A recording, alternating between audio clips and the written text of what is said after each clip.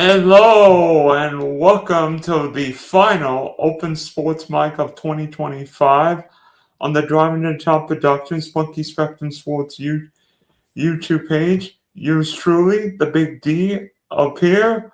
Down below me, Joe Dalio. Next to me, Charles. And then last but not least, the Ken the Bear fan, or what is it now, his auxiliary Twitter handle, because his other one is, well, we'll leave it at that. Yeah. And no customer support threat.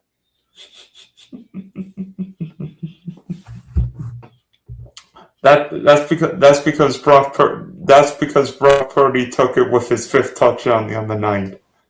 Nah, this went up over a month. It's been a month and not one response from ex-customer support. Think about that. Hey, Josh, where's everyone else at? Well, we're here. Why don't you come join us? You be the Steeler guy. We talk Steelers-Ravens for the next hour if we want. I posted in. So, two of the teams on top won. The teams on top didn't win, although you came about as close as we could. Charles, Baltimore's game plan was very simple on Saturday night in Green Bay. Give Derrick Henry the bleeping ball. Charles. He's frozen. Uh-oh. But that was a good game plan against Green Bay. And look, I mean, Green Bay coming in that game, they played really good against the Bears without Micah Parsons. Right? First game without Micah, they adjusted well. And to be honest with you, the NFC North, we have some experience with this. Last year when Aiden Hutchinson went down, the very next game was against the Vikings, and they played really, really, really well against the Vikings, that defense did.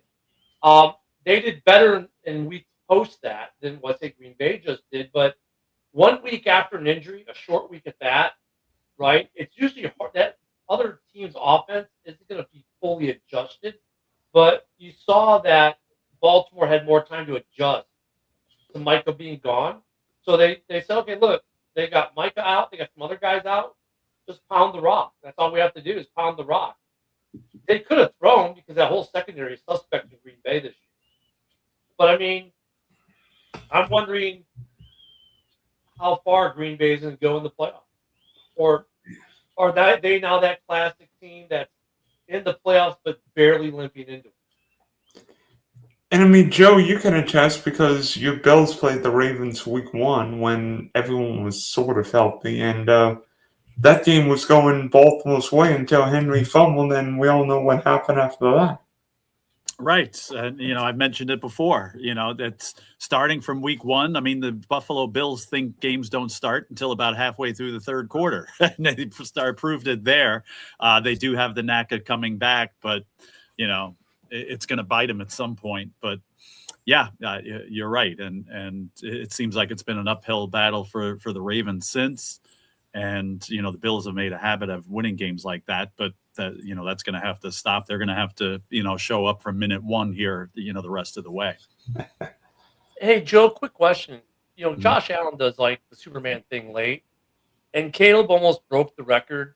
It's the 7th game of the year. If he had completed that final pass, he would have had 7 comeback wins in under 2 minutes. Do you see a lot of Josh and Caleb? You know what I'm saying? Like style of play, the way they can lead a team.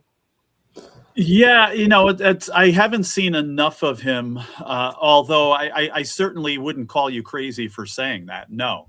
I think he is kind of perhaps developing along the same path. And, Josh Allen didn't really have those opportunities until a little bit later in his career, whereas Caleb Williams is getting them now. So, I don't think it's outlandish to make that suggestion. And I never really thought of it, but I would not disagree with you on that. Hey, Ken, the Bear. Hey, Ken. I'm looking at Caleb and Josh's stats. Josh from year 2. Josh's completion percentage in year 2, 58.8%. Caleb this year, 57.9%. Caleb 25 passing touchdowns. Josh Allen, one passing touchdown. But Josh Allen took the big leap from year 2 to year 3. Watch what Caleb and Ben Johnson do with a full off season in year 2 together. Caleb's completion percentage should go up. Well, his completion percentage should already be up. There was a stat that came up this weekend and said most receiving yards per quarterback if that for drops. So the stat was like if the balls weren't dropped, here's how many more yards they have. Guess who was on top of that list this year? Caleb Williams with almost an additional 500 yards in passing had balls not been dropped, and you could say even more because like the catch the drop in DC, Zacchaeus would still be running, right? I mean he had all day to run. In fact, Zacchaeus had 2 that if he would caught, he'd still be running. Now I have to go back and watch Josh's second year to see how many cases of that. The one thing I've noticed about Caleb this year, it's a lot of throwaways. Like I would say over half his incomplete passes are just him throwing the ball away, if not a little bit more. And I would say he does it more than most quarterbacks do in this league. He is really quick to throw it away this year. That's a good thing, maybe a bad thing, because there have been a couple times he's thrown it away. It's like, dude, if you waited a half second more and you had the half second, or you could have had 2 seconds, you would have had the guy. And there have been cases where he's thrown it away and then go, man, I had this guy over here. I wish I. So with age comes vision and wisdom. So, to your point, Dylan, I think that we see that track of improvement like we see with Josh Allen with Caleb. I don't want to say Caleb's ahead of Josh in that way, right, in his development, but God, it's eerily similar. The only thing that he doesn't do that Josh does, Josh will like lower the shoulder pads and hit a dude. Caleb hasn't gotten to that point. I mean, he's big enough he could. He added 15 pounds of muscle last year between seasons. So, I mean, he's getting that way. But to me, I see a lot of the attributes that Josh brings to Buffalo. I see with Caleb in Chicago, and even the way he interacts with his coach. Like after the game Sunday, they do the pressers. Ben Johnson's up there. They ask him about the final play, and Ben Johnson says, "Look, I got the play in late. This was on me. I took too long to get the play in. Blah blah blah." 15 minutes later, Caleb's on the podium. They ask him the exact same question. How do you think Caleb answers it? Does he throw the coach under the bus after the coach just threw himself under the bus? No, he blames himself. Well, we weren't lined up the way we were supposed to be, and I just wanted to try to do something, but I dirted the ball. I need to get my other leg underneath it. I got to do a better job. I mean, they both took blame for it. I love the way these two guys interact with each other. Rich Eisen said today these guys are going to be a massive problem in the NFL for years to come, and it starts in 2 weeks. I was like, wow. And that's what made me think of Josh. I think the one difference between Josh and Caleb is that Josh is significantly bigger. Caleb's like 6'2", Josh Allen's 6'5", 6'6". So the height's a little different, but there's a lot that's very comparable between both men. Yeah, Caleb, let me see how tall he is. Let me look it up. Yeah, I don't think he's 6'5". 4,000 yards. Caleb's about 6'2", 6'3" He's not 6'1". According to his Wikipedia page, he's 6'1", 226. He's close to undersized. I think closer to Mahomes. I think Mahomes' success helped him because I think there was a time where you looked at Caleb Williams and they would have said he was undersized for quarterback.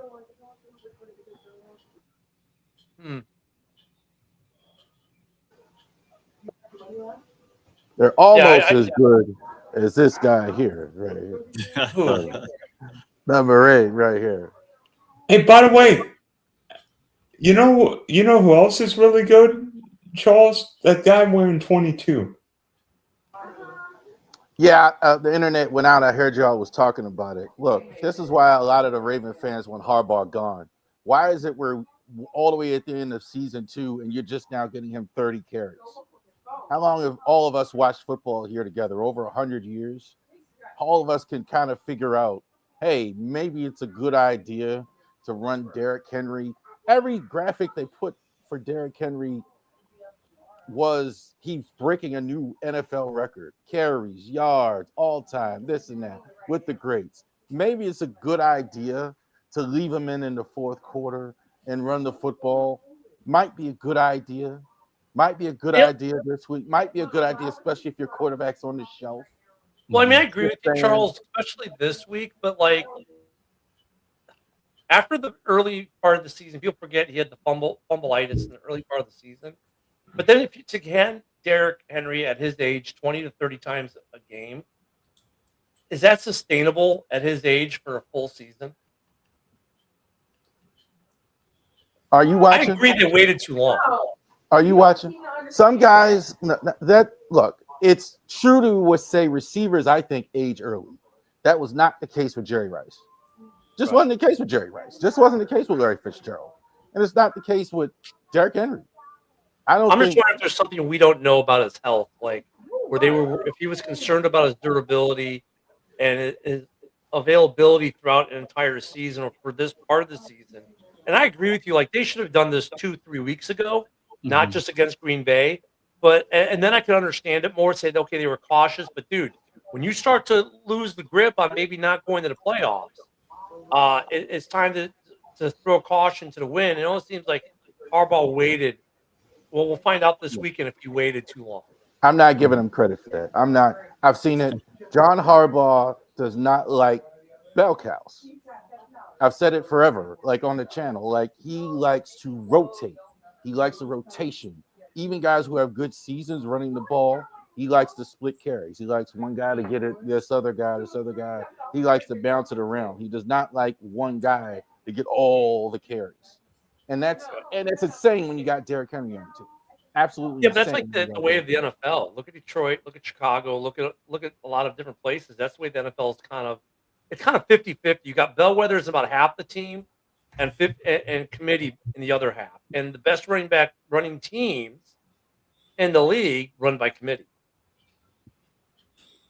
Yeah. Now, Charles, I got a question for you while we're talking about this. We were talking about week 5, let's say, and I asked you if Harbaugh was on the hot seat, and you said absolutely not, and he's staying. Now I just heard you say, well, fans, kind of want him fired. Has that answer changed? Or, let's say, the Ravens lose, which I don't think they will this week, by the way, but let's say the worst happens, they lose. Does that change, or is he back again? Well, let me be clear about how the fans feel and how management feels. Okay. I think fans, a lot of them want him fired. I think I'm seeing more on my page, more and more. I want this guy gone. So I think that seat is hot as it's ever been for him. Mm-hmm. I don't know how Bisciotti feels. And I don't, and him and Eric DeCosta are very close. The thinking is that he gets to stay regardless. The fans feel totally different. I think it compared to that and things like that. I do think it's a little hotter for him. I think like that. That's again, Sunday night, such a big storyline. Tomlin, I think the seat's even hotter. Yeah. I mean, Adam Schefter, for the first time I heard him today, and I don't know if you guys heard it, was like, well, maybe he's not coming back. Maybe he's going to TV. I haven't heard him say that before. Actually, I'm gonna ask one word. If the Steelers lose to the Ravens on Sunday night, is Mike Tomlin coaching the Steelers next year? Joe.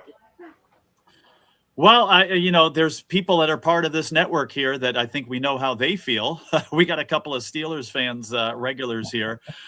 We all know how they feel. And again, kind of like what Charles was talking about, it's the fans and management, have maybe differing opinions. And should he be back? As a neutral observer, I say no. I mean, Adam here says it all the time. It's like this is Pittsburgh, and again, I've been to Pittsburgh 3 times in my life, so I don't know how life goes there, but it's always been the city of champions, as far as the Steelers are concerned. And now it's been a decade or 20 years of mediocrity, and as a neutral observer, I can't disagree with that. So, do you want to maintain that mediocrity? I think I don't know. Even management maybe wakes up and says, okay, we need to move in a different direction. So Steelers lose that game, which who knows? Maybe a lot of Pittsburgh fans, again, including those close to us here, are hoping for that. But Pittsburgh loses that game. I don't think you should come back. Jamie. If he loses, I think no questions. If I was doing this, I'd say no questions, you're gone, Tomlin. But the management obviously feels different. If he loses, I think it's clear he should be gone. But will he be gone? That's the thing. And I think it's different for Baltimore. I know you didn't ask that question, but I as a neutral observer, again, I think Harbaugh's back regardless of what the Ravens do. But I think Tomlin's job is on the line with this game. Charles. I think he's gone if he loses. I think a couple things. One is going to be very hard. A backup quarterback, and I do think it's going to be Tyler Huntley on Sunday night. If a backup quarterback goes into Pittsburgh and wins, it's going to be hard for him to. It's going to be hard for him to justify that, especially when a reason you lost last week because your receiver went ahead and smacked somebody in Detroit because he wasn't on the field. I don't think they're going to extend him, so I don't think to keep him. The difference with the two situations, Harbaugh has a contract for a couple more years. Tomlin, they need to make a decision because he's in a lame duck year and he's going to want a new contract. So are you going to give him another 18 million, 17 million in Pittsburgh? I don't know. All right. I think if he wins, I think maybe you can justify. I don't think he gets another extension at Pittsburgh. But what happens if he wins this game and then loses in the first round of the playoffs, like always happens? So, all right, real quick, I got one of the guys from the huddle, and he's a Pittsburgh sportscaster, and he's got some people in their organization. And here's been the word in the street pretty much all year. First off, if Tomlin loses, this will be his first losing season ever as the head coach. Well, Pittsburgh be 9-8. No, they're 8-8 right now. No, 9-7. That's the Ravens 8-8. They're 9-7. Oh, that's right. All right. So yeah, that's right. I'm sorry. So even if he lose in the first round, the standard's the standard. Even if he loses, he's gone in his entire career there without a losing record. He's got a winning record every year. Feeling is, even if they lose and they miss out on the playoffs, or they get one and done, they don't have to extend a contract. They'll just announce that next year is the final year. And then maybe they get Aaron Rodgers to stay one more year and those guys retire out together. There's kind of that's the new wrinkle, the Aaron Rodgers piece. But it's kind of been spoken about that they would just not renew after next year and be known that, hey, 20 is it. And you're going to do your 20th year and go on to doing whatever's next in your next chapter of life. He's gonna be 55 years old or so? Because wasn't he like 35 when he took over as head coach? I think it's like 53, if I'm not mistaken. So yeah, maybe he's 33 when he took over. So I think regardless of what happens, the fans want him gone. It's evident. It's clear. Talking heads will say they want him gone. It's evident. It's clear. However, the man's never had a losing record. Ownership loves him. He delivered him a Super Bowl. They will probably, I kind of agree with what one of my mates over at Huddle says, that they will just let him finish year 20 and they'll do it right by him. They're not going to fire him. They'll give him his swan song season and hope that when he retires at the end of 20 or leaves the team after the 20th year, that a certain defensive coordinator in Minnesota has got their court case cleared up with the NFL and Brian Flores, and that they can anoint Brian Flores as the next head coach of the Pittsburgh Steelers. I think that's kind of the game plan. I don't think there's a universe. I think we talked about this before, where Tom was going for that. If you don't extend him, he's going to go to TV. For sure, they're going to put him on the NFL Today or Fox. Well, NFL, great. Then let him retire. Or ESPN, or if he doesn't want to do that, there are going to be 6 or 7. I mean, the Raiders would love to have Mike Tomlin. Well, then trade him. I mean, the That's Giants great, but I mean, would love to look, have that's not what the organization's going to do. If Tomlin says, "Well, I want a contractor, I'm not going to coach," and someone else wants him, great. They can trade for him. We've seen, Gruden got traded for, right? The Raiders traded Gruden to Tampa for what, a couple first rounders. I mean, great. We'll trade you Tomlin. Have you ever seen a head coach hold out on a contract? Yeah. Tomlin, guys, like, if they don't get John Gruden, who's like the main one, but like guys like this thing either gets resolved with an extension or he's leaving. I've never seen anything where he's even expecting an extension. But I find if he's going to hold out, okay, great. Then he'll fire himself. It won't be the organization. So really, if you want to think about it, if you want to be the organization, you want to fire him without looking like the bad guy for firing a guy who's given your team 19 years of 19 years straight of winning records, and you don't want to look like the dick who fires him for it. Great. Don't offer him the extension. Let him fire himself and let him be the dick and let him hold out and get himself fired. I mean, Charles, I'm cool with that. But the organization's not firing him. That's just it. They're going to say, finish 20, and then we'll call it mutual parting, and we'll give you your big hail and farewell tour. We'll give you a big to-do at the final home game of the regular season. We'll do right by you, give you the parting gifts and all that. And he says, no, I want an extension. Cool. Go fire yourself then. Because that's basically what he'll be doing. He's got way too much interest for that scenario to play. This is not Don Shula or Belichick, or he's gonna have. He would guaranteed be the number one guy on everybody's list, as we know as a coach. Great, but let him. And television, and okay, so that's why he's leaving. They might tell him. I don't agree with you that he's going to do that. I don't agree with you that he's going to do that, because I look at the head coaching situations that are out there for next year. Tennessee, he probably wants no part of, right? And what's the other one that's out there right now? Tennessee and New York. I don't know. I don't think he wants any piece of New York right now or Tennessee. Miami's not going to be open. They're not going to fire him. It's about this. This show's about to get really sexy. I don't think they're going to fire him. They may, but I mean, would you want to go to Miami? That'd be interesting if that were to transpire. But would you want to go? Would you want to go to Baltimore? Well, now you're making the assumption they fire head coach and he wants to stay within the division and play against the team he just coached for 19 years.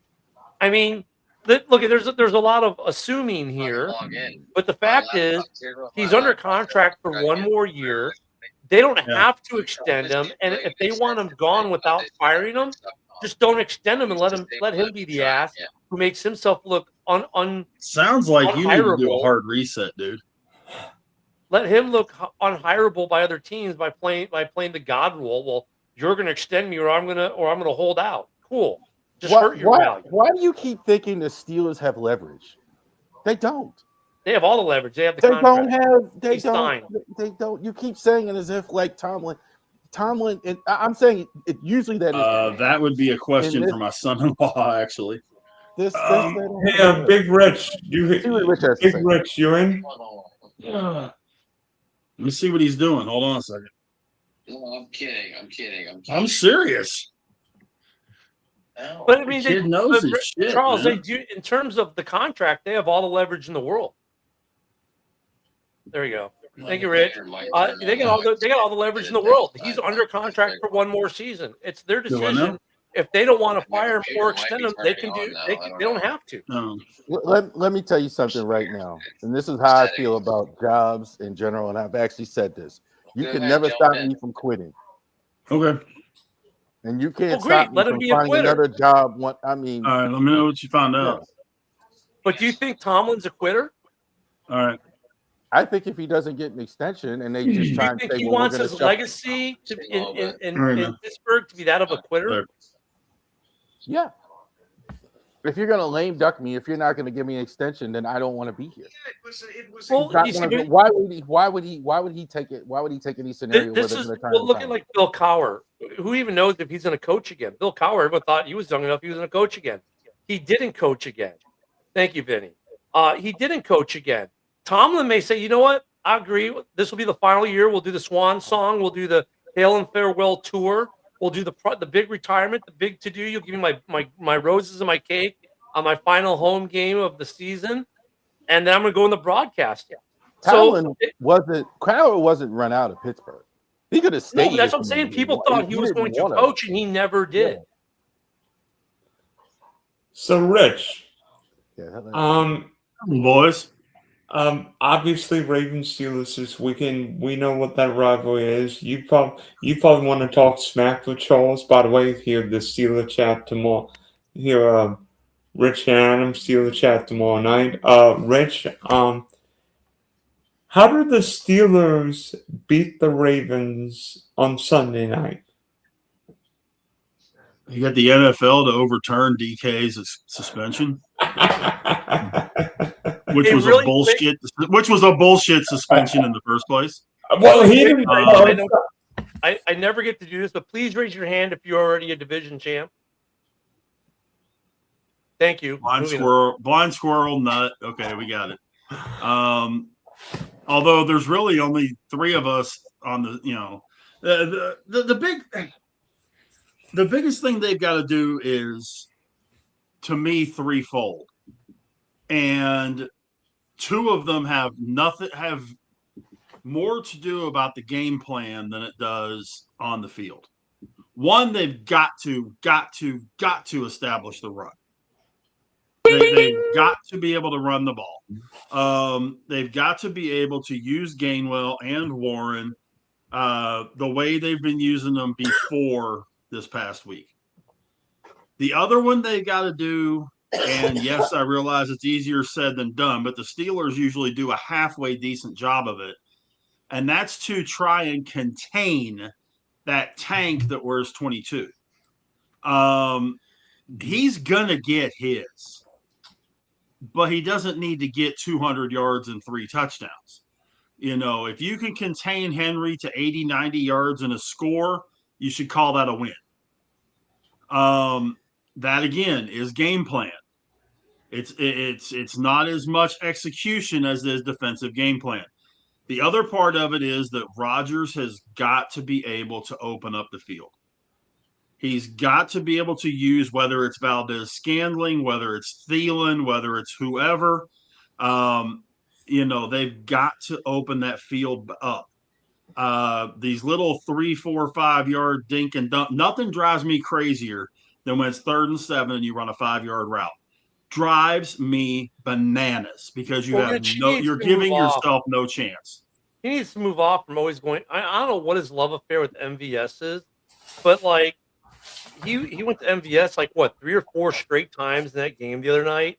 It's like, dude, you've got like a guy like Adam Thielen there who can do some things if you let him, and you've got other receivers. I don't know why he's got to always have his receivers of the past, like MVS, and he just gets tunnel vision on him. Like, I get it, you trust the guy, but Thielen's a guy you should know by now with his career that you can trust him. Like, throw him the damn rock. Don't just throw it to MVS. I think that's the Steelers' biggest problem going into this passing game. Without DK, they still got a good enough passing game if Aaron Rodgers can get out of his tunnel vision and stop just looking only at MVS every time. And Richard, I want to ask one question too that hasn't been addressed. So, is this the last time we see Aaron if they lose? And I think we're going to win. But is this it for him in Pittsburgh? I have no idea if he's going to hang it up after Sunday night or whenever those Steelers get eliminated. Well, first off, sorry guys, my wireless is going a little crazy. Is this the last time we see Rodgers if they lose? I think that this is Rodgers' last year either way. Whether it's this Sunday's his last game, next Sunday, the Super Bowl, whatever. I really think the Steelers are going to be either in pursuit of Kyler Murray or Malik Willis, or they're going to give Will Howard his shot next year, or both, and let him compete for the starting spot. What if they're going to do the swan song with Tomlin last year, and they convince Aaron to retire with Tomlin? Well, that's the other part of it too. I think I would not be surprised, just from the attitude that Tomlin has had the last couple of weeks, that if they lose Sunday, that he steps down. He retires. Okay. I don't know that he retires. I wouldn't be surprised if it's a case where he goes. Yeah, I wouldn't be surprised if it was a case where he did kind of what Vrabel did for a minute.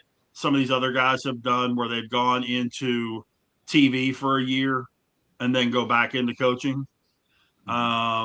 Because there will be teams that would give their eye teeth, see the Giants, see Miami, to have a coach like Tomlin down there.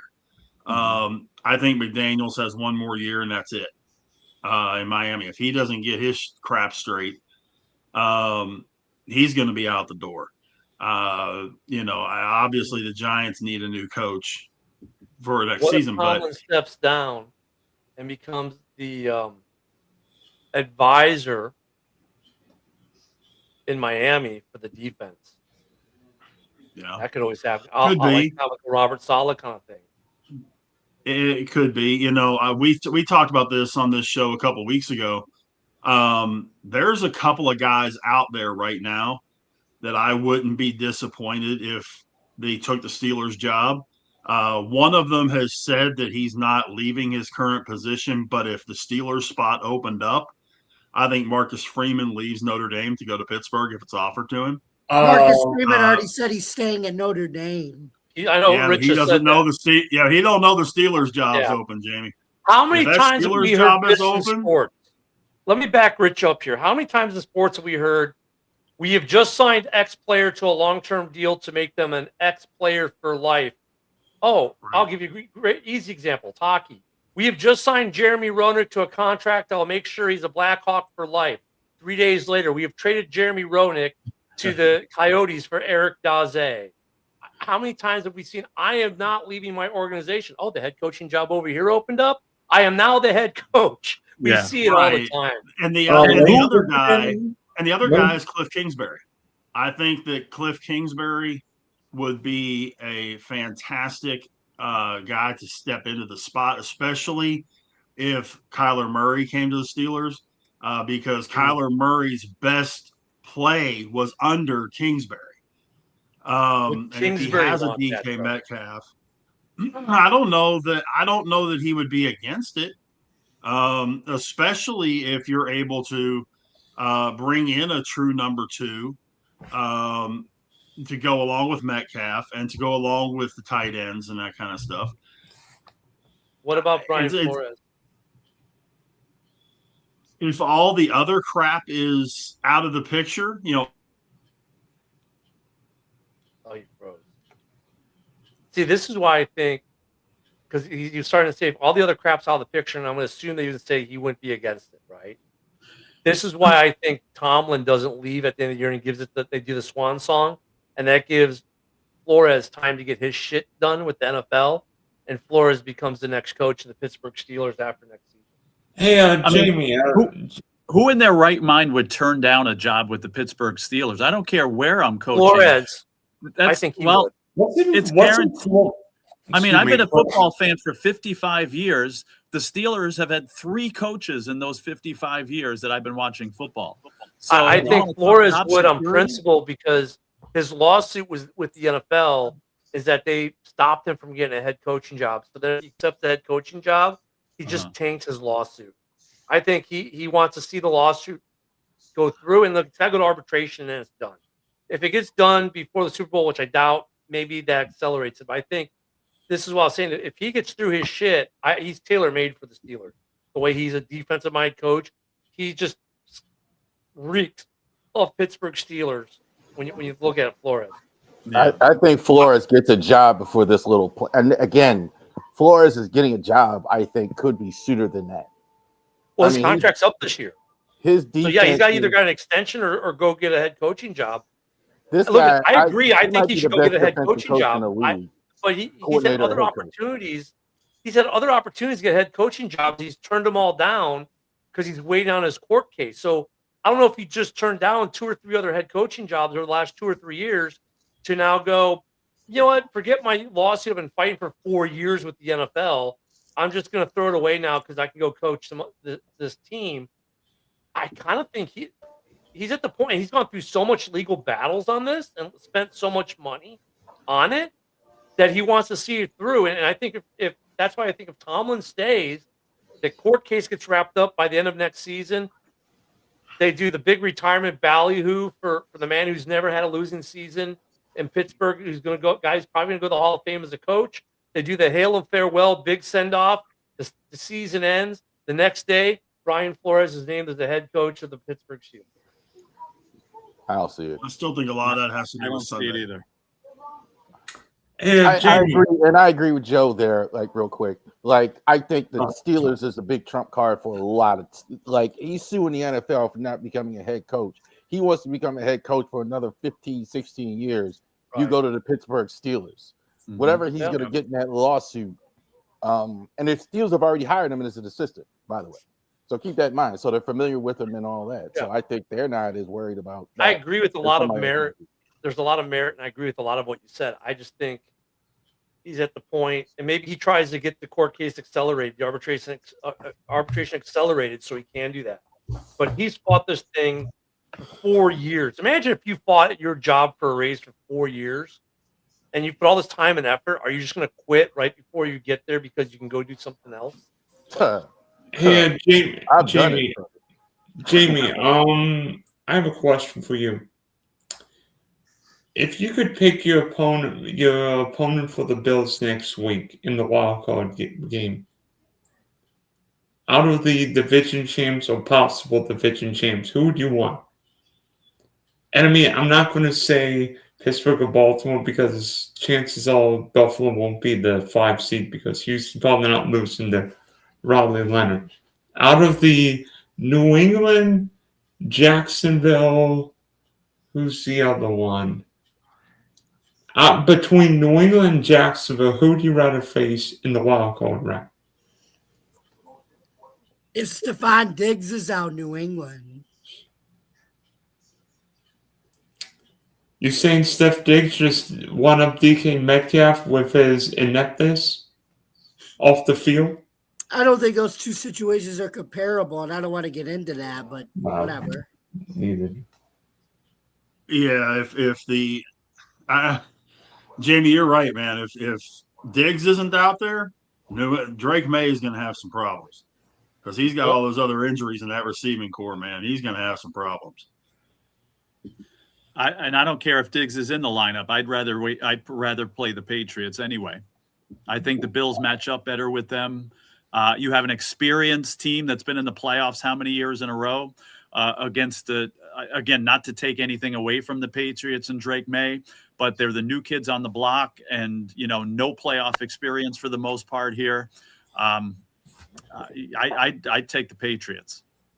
You're going to have matter two. who's playing. You can theoretically have, because if the Bears end up at the 2 seed and the Packers at the 7th, you're going to end up in wild card weekend with 2 division games. Mm-hmm. 2 divisional games in the wild card weekend. How rare is that? If you get Buffalo, and it's a rubber match for both. In both cases, it's a rubber match. Right. In both cases, their teams are 1-1 against each other. Now in the Bears Packers, they each won at home, but in the AFC side, they each won away. So home field is not necessarily an advantage for New England with Buffalo. So I actually, they're in the same boat I am. Do you want to see your division rival again for the 3rd time in such a close period of time in the season, or do you want to see someone else? I mean, I have to be thinking that in both cases, all 4 fan bases are looking for rematch. So I think in both wild card weekends, you want to see a 2 and 7 seed where it's divisional opponents. The NFL wants to see that. Personally, be- I don't want to see that because I wanted some separation Hey, between my division rival, at least another week of separation. hey, But Ken. Joe, guess what? What's It'll that? be the rubber. It'll be the rubber match of Drake and Josh. Get it like the Nickelodeon show, Drake and Josh. Help Oh, me, there you brother. and Hey, you know what's Dylan, funny? It'll be the rubber match for Caleb and Jordan, who are 2-2 against each other lifetime. yeah, there you go. Caleb Now, and Jordan Dylan, is didn't it have a possible? Nickelodeon show like Drake and Josh did. Is it possible to get a Houston-Jacksonville first-round match or no? Let me look. At It is if the Colts beat the Texans and Right now, Potentially three. Jacksonville is the 3 seed. The Chargers are the 6 seed. So the games will go New England, Buffalo, Jacksonville, Chargers. If the Steelers keep it, well, the winner of that division. So the AFC North against the Texans. Okay. That's the if one everything team I stays wouldn't the way want it to is play. right now. That's the one Absolutely. team I wouldn't want to play. Is that Chiefs And you Texans, might have man. to play them next week. Yeah. Now, man, look, they are you've no got- joke. Hey, Bear fan, Ken, I've got one for you. Would you rather play if you had to choose between one of these two teams, would you rather play the Philadelphia Eagles, the team that put up 17 yards against Jamie and Joe's Bills in the second half on Sunday, or the LA Rams? Oh, what happened to the LA Rams last night? Because Beacon's still running. Okay, well, real quick, the AFC side, all three wild cards have 11 wins. So I'll just say that. We'll leave that. We'll see what happens this week. And now, this question you just asked me, it's not possible to have an either or in the first round Right. because Philly now. Excuse me, not the Eagles. Excuse me, not the Eagles. Sorry, my mistake. Would you rather have, if you had to choose between the Rams or the Packers? Okay, yeah. So if the Bears go to the 3 seed, if they lose and the Rams win or the Eagles win, if that scenario happens, with the Bears lost and the Eagles win, we go to the 3 seed, and then we played the Rams, right? And I don't think, we played the Rams. I don't really care either way. To be honest with you, it makes no difference at all to me whatsoever. Whoever's coming to Soldier Field. And if the Rams come to Soldier Field, you hear that, a warm weather team from LA going to Chicago in January.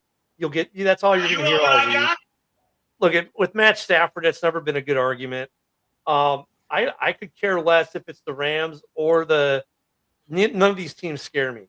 None of these teams scare me as the Bears fan. I could care less who I play. I'm playing with house money at this point. I was 5-12 last year. I'm king of the fucking North this year. People said we were stupid, delusional, brain dead morons for even thinking we could be a dark horse. And I'm the king of the North, clinched in week 16. So I could care less who we play. It's all house money bonus for me. We've already beaten the Eagles. We've beaten a lot of good teams. Can we beat the Rams? Yeah. I mean, if you look at the game we just played against San Francisco, what a shootout. Set an NFL record, by the way. Tied at 7, tied at 14, tied at 21, tied at 28, tied at 35. First time in NFL history it's ever happened in a regular season game. We know they can do a shootout. We know that when Dennis Allen wants to be creative, he can get some defense going. We can take the ball away. Stafford can throw picks. We know that. Caleb doesn't throw picks. We know that. So, I mean, none of it scares me, and I don't care which team we get, to be honest. It's going to be a home game at Soldier Field. It doesn't matter. If we get the 2 seed, it's a home game all the way maybe to the NFC Championship, and then maybe we go to Santa Clara for 2 weeks or 3 weeks. At I don't Soldier know. Field in Indiana, maybe.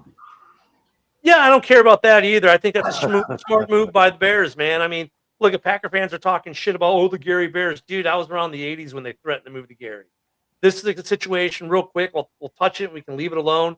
This whole thing that Warren put out where they're exploring Lake County, which is, by the way, is the county House Hall resides in, and Gary, Indiana, for building the new stadium, because Cook County, which is where Arlington Heights and the city of Chicago reside in, have decided they now don't want to play ball, and they want to take away all the tax credits and the tax breaks and all the stuff that makes things possible for this multi-billion-dollar project that happened in Arlington Heights. And the Bears said, fine, we can go look elsewhere. You can lose the money. And if you want to run us out of the state, we'll look at Gary because this governor of Indiana already said we'll give you whatever we want. Here's some land in Gary. You can build on it. We'll give you money for it. We're going to give you tax breaks. We're going to give you whatever the hell you want. And you know what? It's going to be a little further drive for the fans because 70% or so of the season ticket holders live in the Northwest Burbs. So it'll be like a 2-hour drive to get to the stadium now through the city. That was my question. How far is it actually from Chicago? So Gary, so if you're living in the Northwest Burbs, like Arlington Heights, Buffalo Grove, Wheeling, Palatine, that kind of area, it'll take you about 2 hours to get there because you got to go through the city, then you got to take the Sky Toll, and with traffic, it's going to take you 2 or 3 hours to get to a game, maybe. Even if you take like 294, you go to 80 and cut across, whatever, it's going to take you a while. You're going to pick up more fans going to the game from the south side and out from Indiana. So, there'll be some give and take there. Now, if they build in Lake County, okay, so where Arlington Heights is in Cook County, but you're about 15 miles from the county line with Lake County, which is where Hallis Hall resides in Lake County. You could build it by Naval Station, Great Lakes. And now for a lot of your fans, it's actually not much further. It's a little bit further, but not a huge inconvenience compared to Arlington Heights. And you could put it by NAS Great Lakes. You could put it out by Gurnee. So now you can pull in people from Milwaukee and pull from the Packer base. There's a lot of opportunity there. And Lake County said they'll play. The state of Illinois already said it won't. But I think the Bears are already willing to accept that the state of Illinois was going to do nothing. But as long as the county and the town did something, they were cool with it. And I think it goes a step further. I think if they move it to Gary, they're going to shut Hallis Hall down, and they're going to move Hallis Hall to Gary as well. And they're going to move the whole kit and caboodle to Gary. So not only will they lose the stadium in Illinois, they'll lose the practice facility, the offices, and all the players that live in that part of town are now going to move closer to Gary, Indiana. So there's who would have believed Indiana would have two NFL teams? Well, that's just it. They understand how much revenue it's going to raise for them, because it's not just the football team. With this stadium, it's NCAA Final Fours, NCAA College Championship games, WWE WrestleMania events, Monster Truck Bowls, Euros Tour, whatever you want to put in there all year. It's a constant moneymaker. And they realize the amount of tax revenue it's going to raise year round in sales tax, hotel tax, food, everything else that people are going to do there, tourism.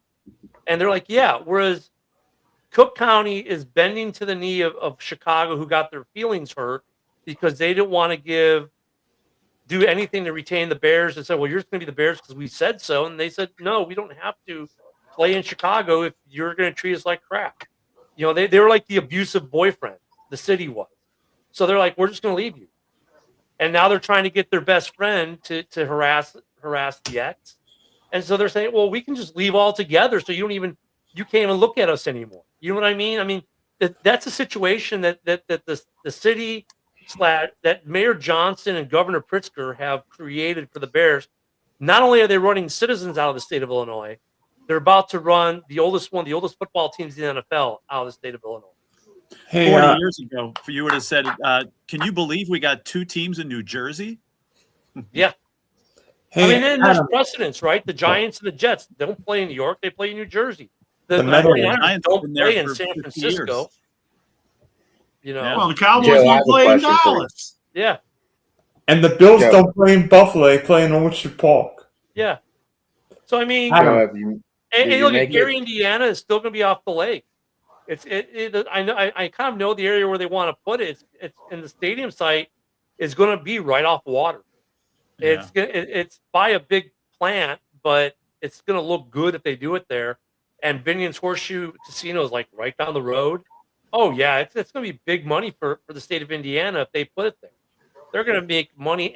Think about it. Not only do you have two NFL franchises in Indiana, you also have the Fighting Irish in Indiana. That's a lot of revenue this state's making off sports.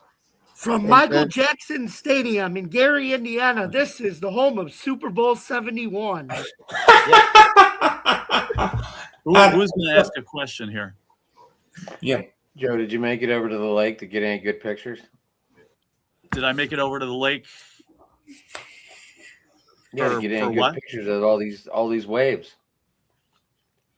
No, I'm about a half hour from the lake, so I didn't. I had no interest in going out in a blizzard to try to do that. I just want to say hi, everybody. My computer was all balled up. That's why I'm late as shit. I called Rich right before. I'm like, I'm ready to break these things, and it magically turned on. Anyway, how's everyone doing tonight? Doing great. Good to see you. Good. Adam, I've got a question. If the Steelers lose to the Ravens on Sunday night, which they are, I'll see you up there. How frustrated are you going to be at DK Metcalf for going off the deep end and getting himself suspended?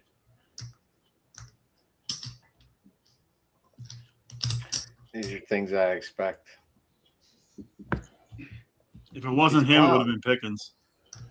I tell you what, and this is gonna sound weird coming from me, but too many of you Steelers fans sound like the two of you. This Steelers swagger is just not there, man. This is what Thomas Job is in trouble, man. This week I would have had people cussing me out and yelling at me, and every time I talk to a Steelers fan, they sound. I mean, that's where a coaching change is needed. Y'all are just too many of y'all sound like y'all, man. You also got to look at it, Raph. Think about it from this standpoint. Your number one receiver is out. Your number one tight end is out, which is two of your three biggest offensive threats. Those are both out. You don't know if your best defensive player is going to play. Now, Alex Highsmith has gone way over and above and has played tremendous all year, but he ain't TJ Watt. So if you have no TJ Watt, no Darnell Washington, no DK Metcalf, and you're sitting there and going, okay, now we've got to play Baltimore, who just ran completely roughshod the week before, and you're sitting there going, okay, now what do we do? Because normally when we go into a game with you guys, we figure especially at home, we got to shut. We're going to win that game. We're going into it that we're going to win that game. This one, legitimately, no questions asked, with the pieces that are missing, I do not know one Steeler fan that would tell you beyond a shadow of a doubt they're 100% confident that we're beating you guys Sunday. They're not. They're the underdog. Especially with the fact that I don't remember fact that your backup is playing better than 3/4 of the quarterbacks in football right now. No, wait. Snoop Huntley has played really well. No. Lamar's spot. He did. Stu Huntley made like one or two throws the other night. Green Bay defense didn't even want to be out and tackle Derrick Henry in the cold the other night. But how many mistakes did Snoop Huntley make? Huntley is an elite backup. When Huntley goes into the Ravens, they don't even change their game plan because he's Lamar 2. He's Lamar 1B. I mean, look at that's what I'm Huntley, saying. Malik Willis. So I'll throw Tyson Bagent in there. You throw in the Tyson Bagent. What? He hasn't had to play in 2 years, but I have full confidence from what we've seen when Bagent did come in 2 years ago, and he took the Bears and got some wins when Fields couldn't. Yeah, they just Dylan. gave him an extension. They gave him an extension. So Dylan. But there's 5 or 6 teams that have backup quarterbacks where you're like, okay, if their starter goes on, you're confident their backup can win. And then you've got that next tier where if their starter goes down, Malik is one of them, and the guy in Baltimore is the other. We're like, in some cases, you may even argue it's better. What about the fan bases argue whether they should keep one or the other? Am I crazy for saying this? But the best backup in the league this year right now is in Santa Clara, 100%, not even close. Mac Jones. No, I would say Mac Jones. But the thing you got to look at too, man, there are at least 2, possibly 4 backups right now in the NFL that could start for 4 or 5 other teams right now. Yep. There is no possible way you can't tell me Malik Willis starts for the Jets. You can't tell Or me that. Dolphins. You couldn't Matt- tell me that Tyler Huntley wouldn't start for the Jets. Can't do it. It's impossible. And Mac Jones, he's playing with Kyle Shanahan. Kyle Shanahan makes everything look good. Jimmy Garoppolo got $100 million. He makes the only one he couldn't mastermind was Trey Lance. Other than that, every guy he puts out there looks to halfway decent. Trey Blake Lance Gabbert got even hurt. looks I mean, halfway that wasn't decent. Trey Lance. Trey Lance fault. may be the most overrated quarterback to come out in the last 15 years. I actually have one more overrated. Johnny Football. Johnny Manziel. No. Johnny Manziel's problem was he was the prototypical of what I talk about. $1 million from the neck down, 10 cents from the neck up. The dude was supposed to be the guest picker 2 weeks ago on game day and was at the Jake Paul fight the night before and missed it. What in the bluest of blue hells was he possibly thinking? I mean, there's stupid. And then there's really stupid. And that's where Johnny Manziel fit in on that stage.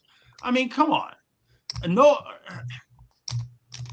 thank God. I don't remember who it was they brought in. I know they brought somebody in. There was like a very last second guy to come in and take care. It was another A&M guy, obviously, to come in and fill in for Manziel that they got at like the 11th hour, threw him in there and did a nice job from what I gather. But how stupid. Kellen Mond.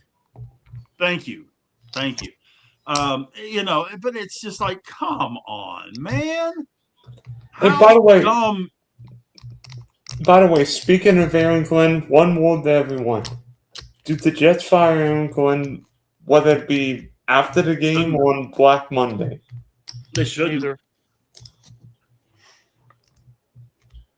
hearing a lot of talk out there how ownership likes them, and they want to give him a chance and give him a couple years. The owner already said that the GM and Aaron Glenn are coming back for season 2. They said it yesterday. I'll be right back. If they make a decent series of moves, I think they'll be all right. But the Jets haven't picked off a pass in Super Bowl III.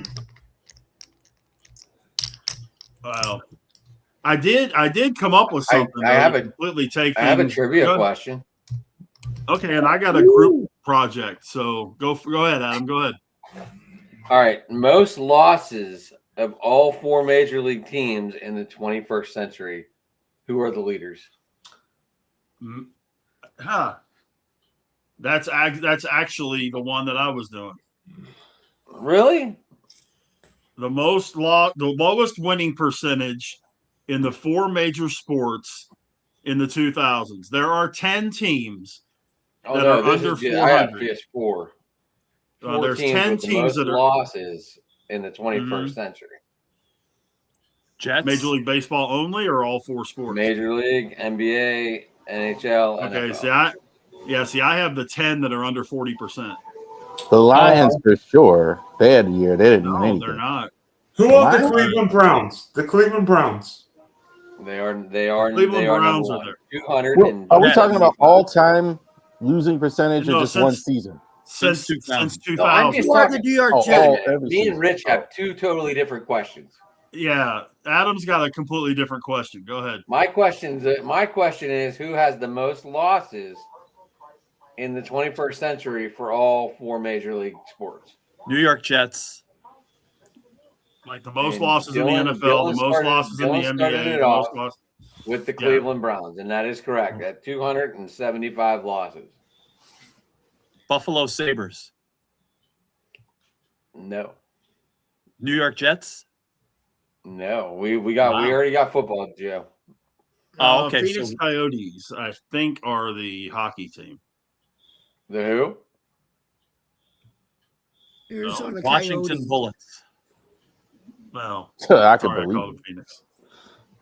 The Washington Well, Bullets. I had Wow. Wizards, Joe. So I don't know. I don't know how that corresponds. It's the Wizards. It's just like their The same teams are the team. Redskins. Washington Bullets wasn't the 21st century. It was in the 21st. I know, but Well, they'll always be the Bullets to me, just like they'll always be the it's- Redskins. Former Yeah, the Baltimore Redskins, the Bullets. Adam, Commanders. 1,000. Can I take a wild guess for baseball? Hold on, The let me finish. Pittsburgh Hold on. Pirates. Let me finish this one. The Wizards have lost 1,212 games. Oh Lord, But the Sabres weren't in there. And So we Dylan, got it is football. not the Pittsburgh Pirates. No, it's not the Pirates. Miami Marlins. It is not the Marlins. Montreal Expos. No. In the 21st century, buddy. They Oh. were in the 21st century until 2005. Oh, They're God. not on Colorado Rockies. Colorado They're Rockies. not on. They're not it. They're pretty bad. Oakland A's. Who? Oakland Athletics. Not The the A's. Oakland Athletics. Yeah. Okay. White Sox? Not the White Sox either. I thought it was the White Sox myself. That was They Baltimore won the World Orioles. Series in 2005. Orioles. I understand that, but they've sucked every year besides that. Orioles It's are not Royals. Baltimore. It's not Baltimore. Reds. Not the Reds. They were good for 2 years, but what about the Royals? It is the Royals. Wow. Ding ding ding ding ding. The Toronto Blue Jays. 2,291 losses Jeez. With a World Series in there. Wow. with a World Series. Two in of there. them. That's awful. They I won thought it one was. and I played thought it was gonna be another the one. Pirates for sure. Now we're on the hockey. Who the hell could it be? Blue Jackets. Who? Blue Jackets. Columbus. Yes, you are correct. Wow. Ding ding ding. 874 losses. Because I don't Well ever played, remember them gentlemen. being any good. They had like 2 playoff years, I can remember. Don't remind me Yarmo, of now one. with Joe, remember I told you our GM now, Yarmo Kekalainen, they made the playoffs 5 times from 2019 to 2024 with You Columbus. doing you clean it up. Mm-hmm. Yeah. Wow. He's the Sabres GM Okay. now. That's how I know this. Okay, guys. So this is a derivation of what Adam was doing. Since 2000, in the 4 major sports, there are 10 teams who have an under 400 winning percentage. You guys following me? Mm-hmm. Who are they? I would have guessed the Browns. Browns is 1, yes. Jets. No, we already did football. Jets is 2. This Well, no, there's more than one. This could be any combination. major Giants. All 4 major sports, low 40% winning percentage. The Who Giants, are the- Jamie, that is right. Yeah, you're right, Jamie. Who are the Pittsburgh Pirates? No. Amazingly enough, there are no baseball teams. Okay, that Wow. answers that. Sabres. The Sabres are on this list, yes. Not Who are recently. the Washington Wizards? Yeah. No. Really? Okay, who are the Just New missed. Orleans Pelicans? They also just missed. Okay. New York Knicks. No. No. What about the Sacramento Kings? No. Although very nice play on words there. I like that. The Detroit Pistons. That would be another one. Oh, So we have 5. We have the New York Jets, the Detroit Pistons, the New York Giants, the Cleveland Browns, and the Buffalo Sabres. There are 5 more. who are the Jacksonville Jaguars? That would be one of them, yes. Oh. Really? There is one more. There is one more NFL team, one more NBA team. I'm sorry. 2 more NFL teams, one more NBA team, one more NHL team. Who are the Tennessee Titans? No. Yeah, I they was were gonna say good the for a while. Atlanta Falcons. Cincinnati No. Bengals. Arizona Cardinals. No and no. How about the Vancouver Canucks? Oh, No. that's good. Vancouver went to a Stanley Cup final. Arizona Coyotes. Yeah, Go what? with the night. That's the NHL team. The Coyotes. Who is it? The Arizona. Coyotes. Coyotes. Or the Mammoth. Who are the Rich? Who are the Brooklyn Nets? No. When they were in New Jersey, they were bad until they moved to Brooklyn. I'll tell you what. Look to my immediate left on the screen. The Bears. The Bears. Bears. Oh, there you go. We have one more NFL and one more NBA. The Chicago Bears. I'm really surprised you guys haven't gotten the NFL one yet. Did somebody say the Carolina. Lions? Is it the Carolina Panthers? They did not, and no on Carolina. Okay. Lions? Oh, Nope. Okay. Nope. The Giants. They're Washington. We already did the Giants. Giants. Miami Dolphins. Say again. Who are the Miami Dolphins? No. You guys want a hint? Yeah. Yeah, I'm tapped out. Okay, both teams are in the eastern part of the country. What's the question again? I'm sorry, I missed it. The Washington Commanders. Washington Commanders is one. We got one. We got the NBA team left. What we're doing, Ken? You got 10 Charlotte? teams since 2000. There are 10 teams that have an under 400 winning percentage combined. What And we're about going through. Charlotte? There's one The NBA Bobcats. team left. I got it. Yeah, the Hornets. No, Ooh. It's not the Bobcats, not Charlotte. not Charlotte Bobcats. No. Although you're in the right area of the Who country. are the Atlanta Hawks? Memphis No, has got to be still- what you're saying. Still Memphis right area of the Grizzlies. country. Memphis Grizzlies. No. Not No? Pistons. Oh, the Magic. Fudge my poo. The Orlando The Magic. Orlando Magic. Wow. So it's the Jaguars, the Jaguars, the Jets, the Pistons, the Giants, the Browns, Magic, Sabres, Coyotes, Bears, and Commanders. I've got a question, guys. We all play fantasy football. Some of us play DFS, and one of us plays DK Best Ball. And you know me, I played 150 lines. Are you I in don't know if any you saw. I don't know if you saw X. Are you in any finals? Yes, and I'm going to show So you. you're playing for a Let me see if I million can- right now? Not exactly, but I'm going to show you. Let me see, Mike. I'm going to show you exactly how much I won, Adam. 15,000. $42.12. Nice. Very funny, Rich. This Hey, Rick, was I'm just trying to be precise.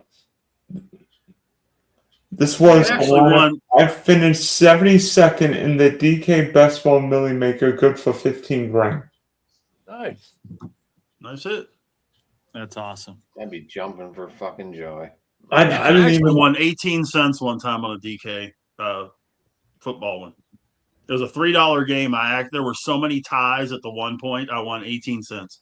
I don't know what to do with 15 grand now. I have no idea what to do with 15 grand now. I gotta told pay you for what to do StreamYard for earlier. the year. You can pay for StreamYard for the year. That'd be great. That would help me out.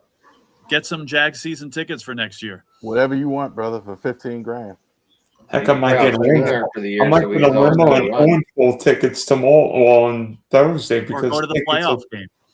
Oh, I'm trying to be productive here. Like, Dylan, you could pay off StreamYard for the year, and that'd be great. There you go. Yeah, man. It's or you could pay Look at for you my trying to be Orange smart. Bowl tickets, Adam. no, Well, I'd rather have considering- StreamYard paid off so we could do this every month, every day. well, I mean, you want to go see Anyway. my team kick the crap out of Oregon? That's cool. You can get tickets to that game as cheap as $47 right now on SeatGeek. Wow. And I'm 2 hours away. The most expensive tickets on SeatGeek right now are row 1W at the 45-yard line on the Oregon side, $844 a piece. Wow. Not to break it in. Can I go off on a tangent, please? Please. Hey, college football. Why the bleep all these quarterfinal games taking place in NFL stadiums? Nobody wants to freaking attend 3 or 4 games in neutral sites. These games should be in Bloomington, Lubbock, Columbus, and Athens, Georgia. Give me a freaking break. I understand why, and trust me, I've been to 2 Orange Bowls. They're great, but these games should be 1,000% on college campuses. The fact that Texas Tech can't host a freaking playoff game in Lubbock, and Texas Tech and Oregon are flying across the country playing Miami. Get this. If Oregon keeps winning, guess what? The Ducks are going to be in Miami, Atlanta, and Miami. You're telling me Duck fans want to travel 3 times across the country in 3 weeks, 4 weeks? Hell no. Getting into these playoff games, they know that these 4 games right now are all bowl games, major bowl games. So I don't want to hear it. Yeah, they're all. That's how they get the major bowl games in. There's no more major bowl games except for these 4 playoff games, and that's the Orange, the Rose, and I don't even know the other. The Orange, the Rose, the Sugar, Cotton. I think you also picked out the exception to the rule. They generally try and get it close to, the Sugar Bowl, like the Big Ten. They got a Rose Bowl team. The Sugar Bowl. Well, then, if that was the case, why is Indiana playing in Pasadena, California, and not somewhere closer to campus? It's the Rose Bowl. Because they won the Rose Bowl. Always goes to the Rose Bowl. Big Ten. They won this. The Big Ten always plays for the Rose Bowl. That's why. Yep. These playoff games are not meant to be home games. I agree with you more in basketball. That's the case. College basketball, that's absolutely right. Nobody goes to these neutral sites and all that other stuff. In football, I think these bowl games are still around for a reason. They still actually draw. You'll have fans at these games, and it'll be big. You'll have them, yeah. But I think if you're a top 4 team in the country, you should have a home game. What they should have done would have been to make those 4 games last weekend the bowl games and give the home games to Indiana, Oregon, Ohio State, and Georgia. I mean, Oregon got and made those the 4 games last week the bowl games. I mean, Oregon got flat screwed. Not only did they have to play Ohio State again last year, but Oregon couldn't even play at home. Oregon played Ohio State in Pasadena. There were probably more Ohio State fans. Once again, it's playoff football, and they know where to go. Right, and the other part too is just like in the NFL, you have teams that have fan bases and travel better than others. Ohio State is one of those. They could play on the moon, and they're going to have a huge contingent of Ohio State fans there. Oregon, not quite as much. Michigan, a Miami, a Texas, a Georgia, they're going to have fans wherever they're playing at. So it doesn't matter where. But, Alabama. It would have been better to have the home games this round and bowl games last round at neutral sites. Wait a minute, Dylan. What do you think they create these games for college students to go to? Do you really think that's what they do? They create these bowl games in these playoff scenarios because the guys who are going to spend money are the alumni with deep pockets who are going to spend tons of money, and the NCAA rakes all in, cuts the schools a nice paycheck. These bowl games aren't for students to go to; they're to make money. Mm-hmm. True. Yeah, but we saw the atmospheres in College Station and Norman. Those games were crazy. I mean, no one cares about that. It's about making the money. They don't care about the atmosphere. They don't care if it's Enter Sandman at Virginia Tech or Virginia Tech's playing at the Rose Bowl. They're going to make them more money at the Rose Bowl than they are at Virginia Tech. I don't think most of the bowl games make money, except for the ones they're having. I don't think, I don't know how much interest I ever had in the Independence Bowl or the Sun Bowl or whatever. TV Not till rights, naming rights, Not till you merchandising got to New rights. Year's Day. Yeah, Notre Dame didn't have entrance in the Citrus Bowl, the Pop Tart Bowl, or the Alamo Bowl, or the Sun Bowl, or the Yeah, like And they get Holiday a check. Bowl, or the Fenway Bowl, whatever bowl it is. Oh, sorry. Yeah. In any case, I've got a All right, question. if we're going to transition, I'm going to head out here real quick. Again, always Okay. good talking to you guys. Happy New Year, and we'll do it Happy again New soon. Year, Joe. Oh, Hey, Happy New boy. Year, Joe. Joe. You too.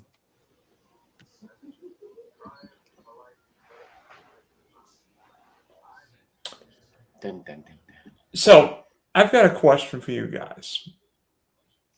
Shoot your shit.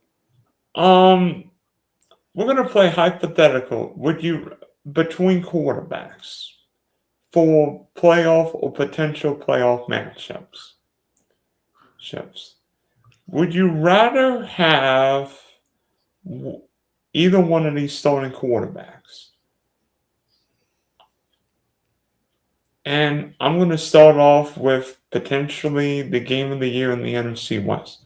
Would you rather have Sam Darnold or Brock Purdy? Purdy. Purdy all day. Purdy. Why Brock would you Purdy. want someone that? Why would you want someone that fails in prime time every time? Sam Darnold just won the Rams game Thursday night. That was prime time. Thank you, Jamie. And you know what? Here's what I would say. Brock Purdy was great because the Chicago Bears didn't lay a sneeze on him.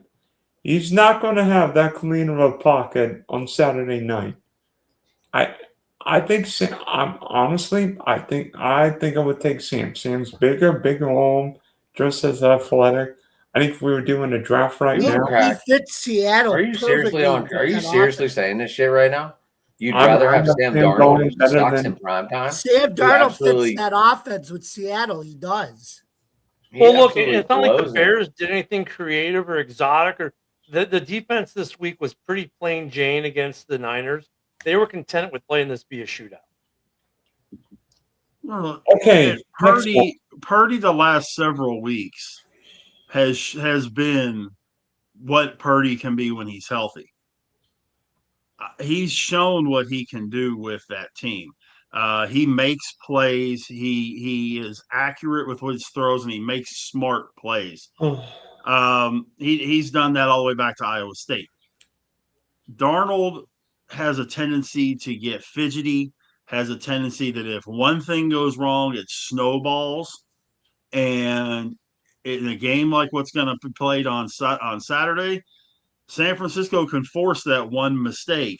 And when it does, it's going to lead to a second one, and a third one, and a fourth one. And that's why, give me Purdy, anytime, but especially in this game. Okay, next one. Would you rather have Drake May or Justin Herbert? Drake May. Right now, Justin Herbert. I think I would take Herbert. You know what quarterbacks do in their first playoff start? Not very much. I mean, Herbert. Well, I can. Yeah, I that's can not the admit, reason. Herbert lost the Chargers blew a 27-0 lead, but that wasn't because Herbert called the plays. But you're missing the point, Dylan. Yes. Look at the target. Look at who Drake May has to throw to. Look at what Drake May has for weapons right this second. He basically has his fourth and fifth receivers if this whole Stephon Diggs thing goes haywire. And he's got two tight ends that one of them can't catch a cold this year for whatever reason. And I can't. Justin Herbert's walking out there with three top-notch receivers and a tight end that has really blossomed in his rookie season. If only And you're going to tell me that the weaponry doesn't mean you would rather be Justin Herbert than Drake May right this second? I think I would take. Now, all Herbert. things being equal, everybody being healthy, Drake May. Yeah, here's the other problem with that. All great points. How good has Herbert been in the playoffs? I haven't seen anything from him in the play. He kind of gets a pass. He has not played well in the playoffs, and I don't know. We don't know if Drake May will, but I've seen Herbert. I not play well in the playoffs. Not play well. You talk about Darnold not playing well in these games. Herbert still has to show me something in some of these games. You know who could be the big difference for the Chargers offense in this game in a game against in the playoffs? Marion Hampton. Because they didn't have Herbert hasn't had a running game. He's had Dan Marino syndrome. He hasn't had a running game. If Marion Hampton can make a presence of himself and Kamani Vidal is healthy and they can run the ball and open up the passing game, I think you're going to see Herbert really blossom. But if Herbert has to throw the ball 40, 45 times, you're going to see the same thing you've seen before, Rav, and it ain't going to be good, I don't think. Sorry. I got one for you. Would you rather have? Wait, let me see. That was a tough one. That was a last that card. That was hard. Would you rather have?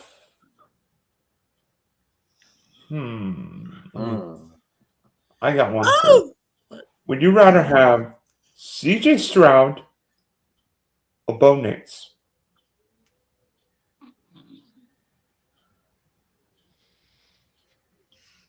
Nix. This is tough because both quarterbacks have been recipients of great defensive plays by their team. Bo Nix. This year, I think Nix. It's a tough one, but I think I'd go with Nix. Bo Nix. I'm gonna say Bo Nix. Bo Nix, I think the thing is, I think what I've been saying about him, he's not good at all four quarters, but he's good in the fourth. He's always really good down the stretch. Nix You're gonna before need that in the checks. playoffs. Yeah. What he Bo just said. Nix picks up a lot of checks. Let's go. Well, I mean, The checks. It kind of goes back to something that I said whenever he was about to get drafted.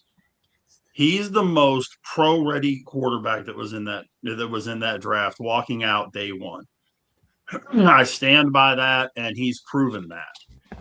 And I think that the way that he's blossomed this year, the way that Peyton is working with him, and the way that he's handled that offense, no matter who they've played.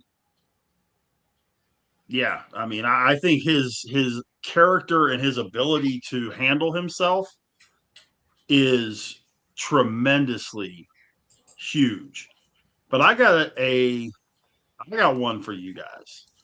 Whoops. Sorry, guys. Okay, I got one for you guys. With this new way they got this thing laid out, I got to figure out how to add this thing. But anyway. What you got? Here we go. I got it. Image file. Here we go. Okay. So,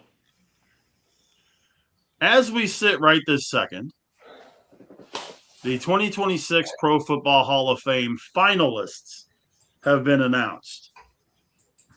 Now, we all know two of them are obvious. Drew Brees and Larry Fitzgerald. Am I safe in saying this with all of us? Yeah. Any objections to those two guys? No. None here. Okay. Now, in their infinite wisdom / stupidity, they have to put 5 guys in every year, whether they deserve it or not. So, out of the other 13, can we get a yay, nay on Willie Anderson? Just go No. around the room. Dylan? No. Hall of very good. Hall of very Does good. anybody say yes to Willie Anderson? No. I didn't think so. Does anybody say yes to Jari Evans? No. I didn't think so either. This is one that's a little controversial. I know it's a no from me, but Frank Gore. Yes. Yes. No. I say no. Any special reason why yes, guys? What was it, Jamie and Ken that said yes? You I mean, say early- longevity doesn't get you into the Hall of Fame, but it's a position where people don't last that long, and he did as a running back. To play 20 years as a running back is nobody. Emmett couldn't even do that. And it's not just that, but early on in his career, he was pretty darn dominant. He was. So, and he was still productive at the end. Yeah, he wasn't dominant the last decade, but he was still highly productive enough to keep making NFL rosters and be a positive impact. So, I think he might be the last guy to get into this class, but I think he might get it. Okay, but because he made rosters doesn't mean he deserves to get into the Hall of Fame. No, he made rosters and made impact. Because if you look at his career, and this has been one of the things that I've talked about forever in 3 days, he made 5 Pro Bowls. And I realize Pro Bowls are like getting a bag of Skittles. It's not worth that much. But 5 times in his career, he made the Pro Bowl. That's it. 5 times. Considering most running backs in this league don't even last 5 years, and he made 5 Pro Bowls and played for 20, for the current running back, yeah. Exactly. He broke 1,500 yards once. Okay. He broke 1,200 twice. That's it. Yes, he has 16,000 yards he has 16,000 yards in 16 years. He averaged 60 yards a game. At no point in time was he ever a top 5 running back in football. So that's where here's another one that I think is going to have some dispute too. Torrey Holt. Anybody? Yay. Yes. I think he should get in, but No, I say no on him too. I say no. That's I a tough say one. Any reasoning, guys? Why he should get in? Torrey Holt, greatest show on turf. I Yes. mean, not just a number 1 receiver, but a number 1 receiver for a decade plus. Him and Isaac Bruce, yeah. I don't think he was the best receiver on his team. I think there's more knowledge Well, considering his I never teammates thought already in the Hall of Fame, that doesn't mean you can't have both guys in the Hall of Fame. Right. Well, no, there's no argument about that, but we're going to talk about somebody else here in a couple minutes that if you put one in, you got to put both in. Okay? But next on the list, Luke Kuechly. Yes. Anybody? Yes. Kuechly's Yeah. tough because he cut his career. He's like an Andrew Luck, right? He cuts his career short. 8 years in the league, massive impact. But I mean, it's hard because he cut his career so short. I don't know. He might get in. I wouldn't be surprised if he gets in eventually, but I don't know if it's a first ballot. Well, here's something I can tell you. Okay. He had 8 years in the league. He was first team All-Pro 6 out of those 8 years. The 2 that he wasn't, he was second team All-Pro. Was defensive rookie of the year and defensive player of the year, and came in 3rd again as a defensive player of the year. So resume, short career or not, that's called a dominant player for a 8-year period. So Patrick Willis 2.0. I think everybody's right on the yes end of things, whether it's this year or not. Right. I vote yes on him. Plus, also, I'm gonna- the Panthers were as good as they've ever been the whole time. I've noticed that with him, the team got worse when he left, and still really never.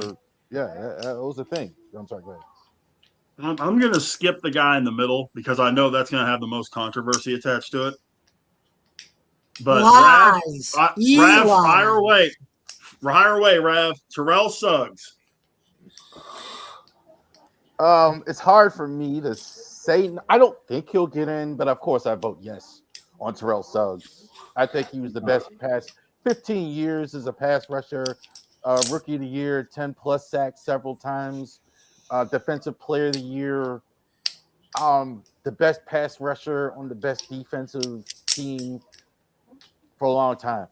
So I say yes. I don't think he gets in though. Everybody else? Yes. No, you can't get him in without Briggs. I think him and Briggs are the same. You don't get one without and- the other. Briggs and T Sizzle, they're both the 1B to their 1As who both went in the Hall of Fame together in the class of 18. I think really those two they go in together because without Urlacher, without Lewis, those two may not have the career. And look at Briggs, 7 straight Pro Bowlers, 100 greatest Bears of all time. He deserves just as much as Suggs do. I think they're both the same guy though. Like if one gets in, the other gets in. They should both go in together. Well, and now remember, guys, we're only putting 3 more for this year. We're focusing on this year. Adam Vinatieri, yay, Yes. nay Right off the Yeah. bat, he's For the first ballot. for this year. Okay. Without the question. Anybody else? When a guy is the best player at his position all time, he gets in. Vinatieri is the greatest kicker of all time. Well, I mean, yeah, but Devin Hester was, but he had to wait a year. So, look, I say he should get in, right? But unless the Hall changes its view on special teams, he may have to actually wait a year. But he should be a first ballot. Hester should have got in my opinion. Greatest should've. punt return of all time. Yeah. Now, we talked about Torrey Holt before. Reggie Wayne.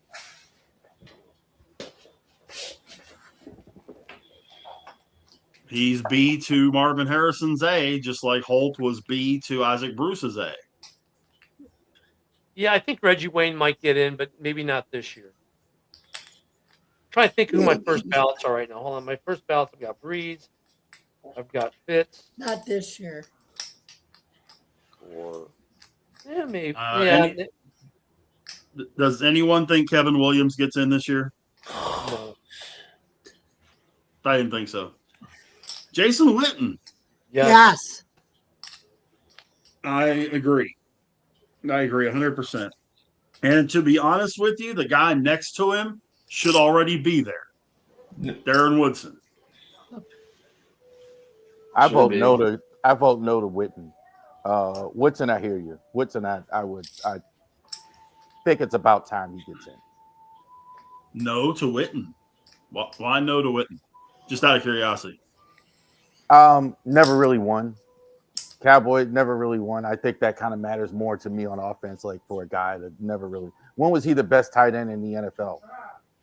At what point was he the best? Oh, what time did he? When did he lead the? When was he the best? The minute he got drafted, he was one of the best. The best. The guy had he for a period where Dallas had no receivers to speak of. He was their offense. I mean, do you not remember the helmet getting knocked off his head? He chugged 45 yards or so down the field to score a touchdown helmetless because he got hit so hard and just brushed it off. And it's hit so hard it knocked his helmet off. And this dude's running down the field without a helmet. Between 2007 and 2012, 5 Pro Bowls, 2 first-team All-Pros, and 2 second-team All-Pros. Had over 120 catches every season during that run. So, yeah, best one of the best, if not the best tight end in football for that 6-year period. Yeah. Yes. Yeah. And as much as I can't, you guys all know I can't stand the Cowboys. But Jason Witten's one of them guys. I've got a question then. I've got a question. Yeah. What about Eli? We haven't gotten Eli yet on purpose. Well, I skipped Eli. I said we're going to do him last. Okay. And the thing about Witten, I hate Witten just as much, but I hate the Cowboys. But I'll tell you what, when I won a Cowboys Blaze helmet, the only reason I didn't get rid of it is because Jason Witten signed it. That's what I'm saying. I respect Witten that much that I proudly have a Witten helmet. Oh, I would have to charge. Witten, I just don't. Witten, he. To me, you need to be Super Bowls. I need to see rings on your finger, You need to be But the he best can't player control at your that. position. How does the tight end control Super Bowls? I mean, Travis Kelce. what if he was the best tight end in NFL history? Oh wait, Rob look at Gronkowski some of the can't best tight control ends that. in He had NFL Tom history that never even Brady. saw a Super Bowl. Okay, so you can't control the part of the team. Okay, so you're on a bad team. But when was he the best tight end in the league? For you, like all those other guys you talked about, Shannon Sharp, Gronkowski, they were the best in the league. But when was that? That's what I was saying. Between 2007 and 2012, he was a 5-time Pro Bowler, a 2-time first-team All-Pro, 2-time second-team All-Pro, caught 120 balls or more every season, and didn't during drop that on run. Mark Andrews. Yeah. That sounds best in the league to me. When was he better than Antonio Gates? What day was this going on? How about the 2 years he was first-team All-Pro? Why was Mark Andrews better than Jason Witten? Why are you bringing up Mark Andrews? What does he have to do with anything? You're a Ravens guy? Jamie's like, Mark Andrews shouldn't get in because he dropped that ball in the end zone. Jason Witten was better than Mark Andrews. Jamie, there you go. Jason Witten is in the same conversation as Tony Gonzalez and Antonio Gates. No way. Absolutely. No. Absolutely. Not for me, he's not. Okay, so let's break down some stats. You ready? Jason Witten finished with 1,228 receptions, second all-time amongst tight ends, behind only Tony Gonzalez, who had 1,325. He had over 13,000 receiving yards, second amongst tight ends, 74 touchdowns, fifth. He earned 11 Pro Bowls, second most for a tight end, 4 All-Pro selections. Known for exceptional durability and reliability, he held records like most games played at tight end, 271. Not to mention he was a blocker. All-time rankings, he's number 4 behind Gonzalez, Gronk, and Kelce. Gates is actually ranked 5th behind him. That's according to Gronk. And here's one for you guys. And I don't know if you knew this, if you saw this one or not, but played in 239 consecutive games. Started 239 consecutive games. He is the Frank Gore argument. He is the guy. No. If you're just building the stats and longevity, he's had 4. I just looked it up. 4 times in these 1,000 years he played, he had 1,000 yards. Most years he was right around 7, 8. I don't see it with you guys. Don't see it. He had 980 one year. He had 952 another year. Out. Right. Jason Witten, he was. The tight ends back then weren't as athletic as the Travis Kelce's and the Gronks were. It was a different breed of tight end when Witten played. Witten is a surefire first ballot guy. Right. Here's another one for you guys. Okay, and we're tight ends now are like number 1 wide receivers. Well, but you're talking Frank Gore, okay? Frank Gore one time was a second team All-Pro in 06. Never a first team All-Pro. Was only selected to 5 Pro Bowls in his career, which means he wasn't even considered one of the top 3 in his conference, which means he wasn't one of the top 6 in the league. I said except no for 5 times. I said no. You know, so I mean, but here's the next to the last one though, and this is another one we go to Rav first. Marshall Yanda.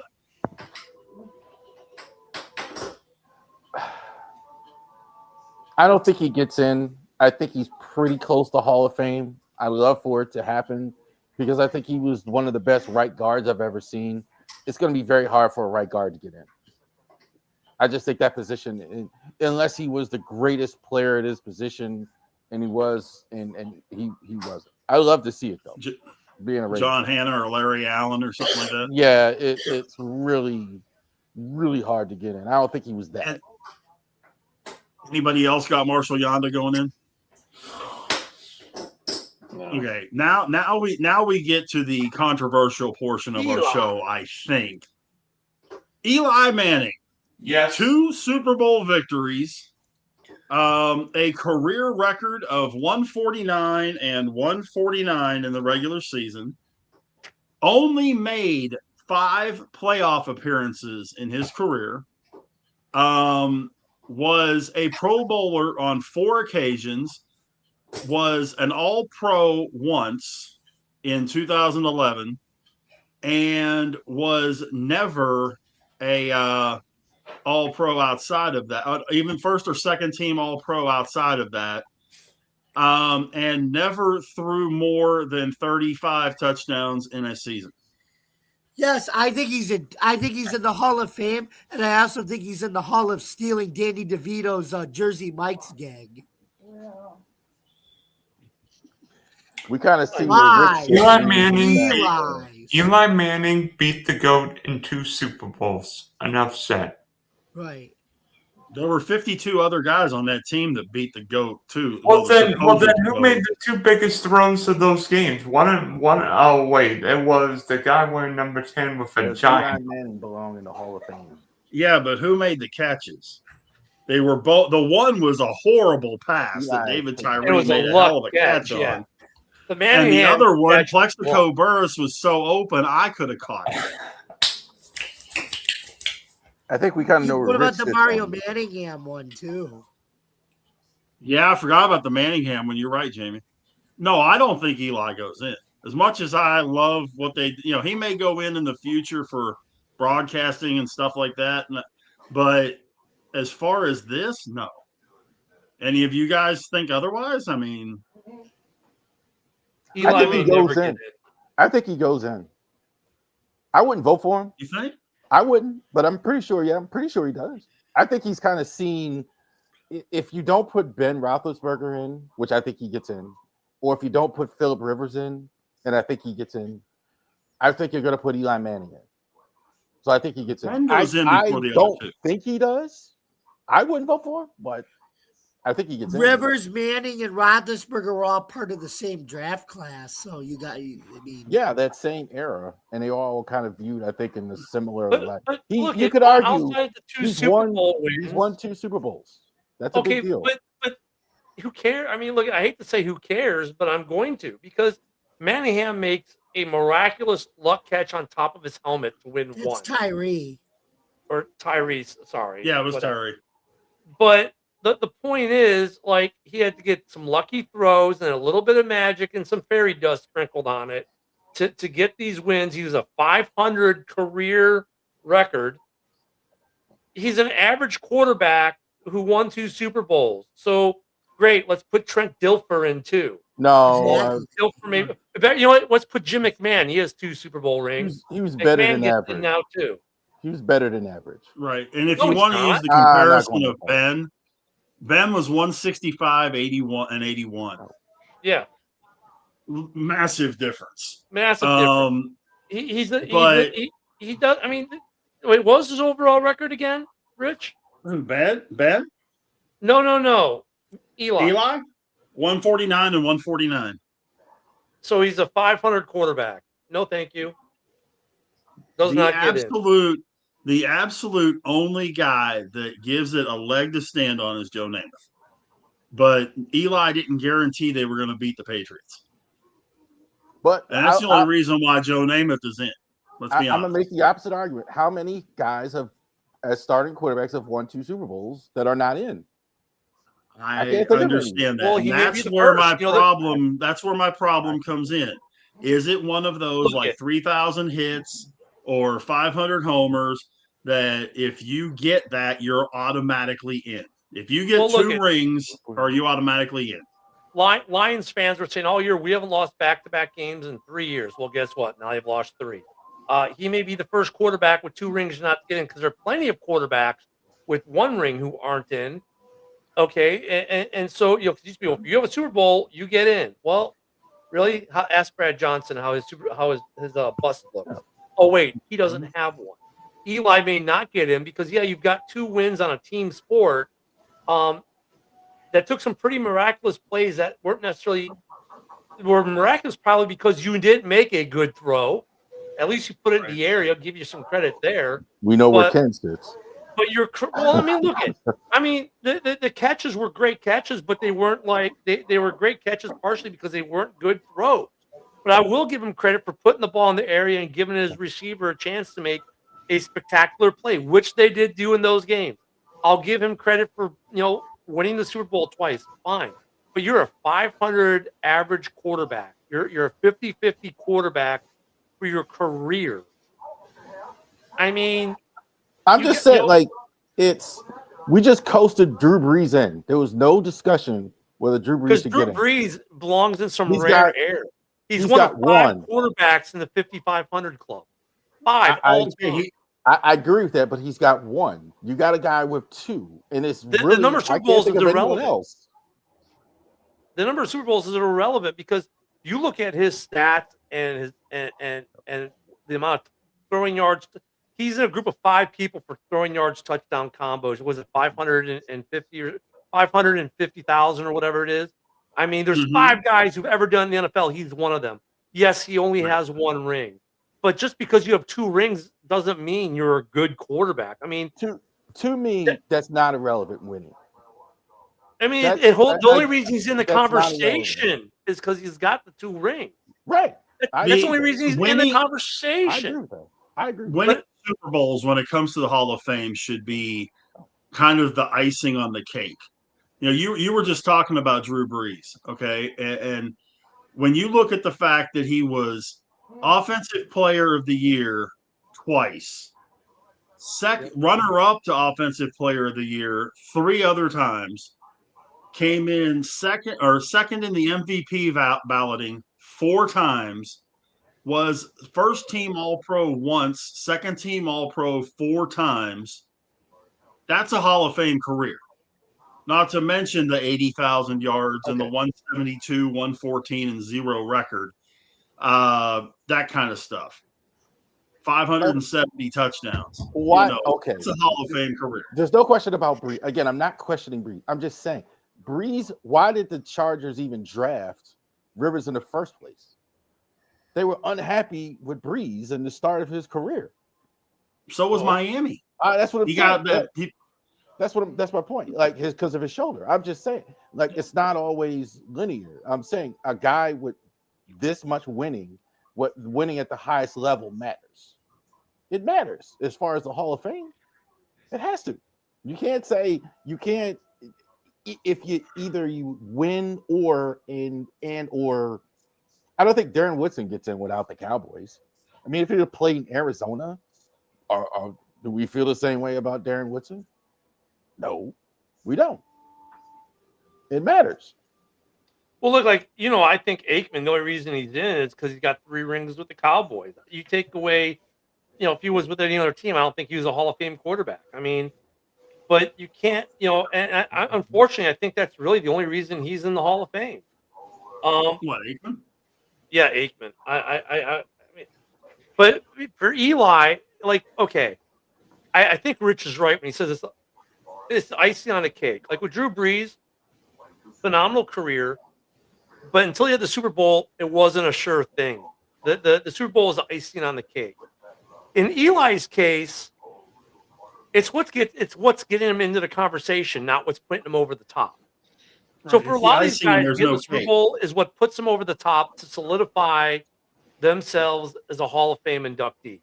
For Eli, it's just what gets him into the conversation. And then once you get past that, okay, he's got 2 Super Bowls. Past that, pretty black career. And he was replaced by Danny Dimes. In fact, he was run out of New York and forced to retire for Danny Dimes. Let that sink in. Mm-hmm. Yeah. Yeah. They drafted Danny Dimes because they wanted another Eli Manning, because he was working with the Mannings and all that, etc. That's why they wanted him in the first place, because they wanted another Eli Manning.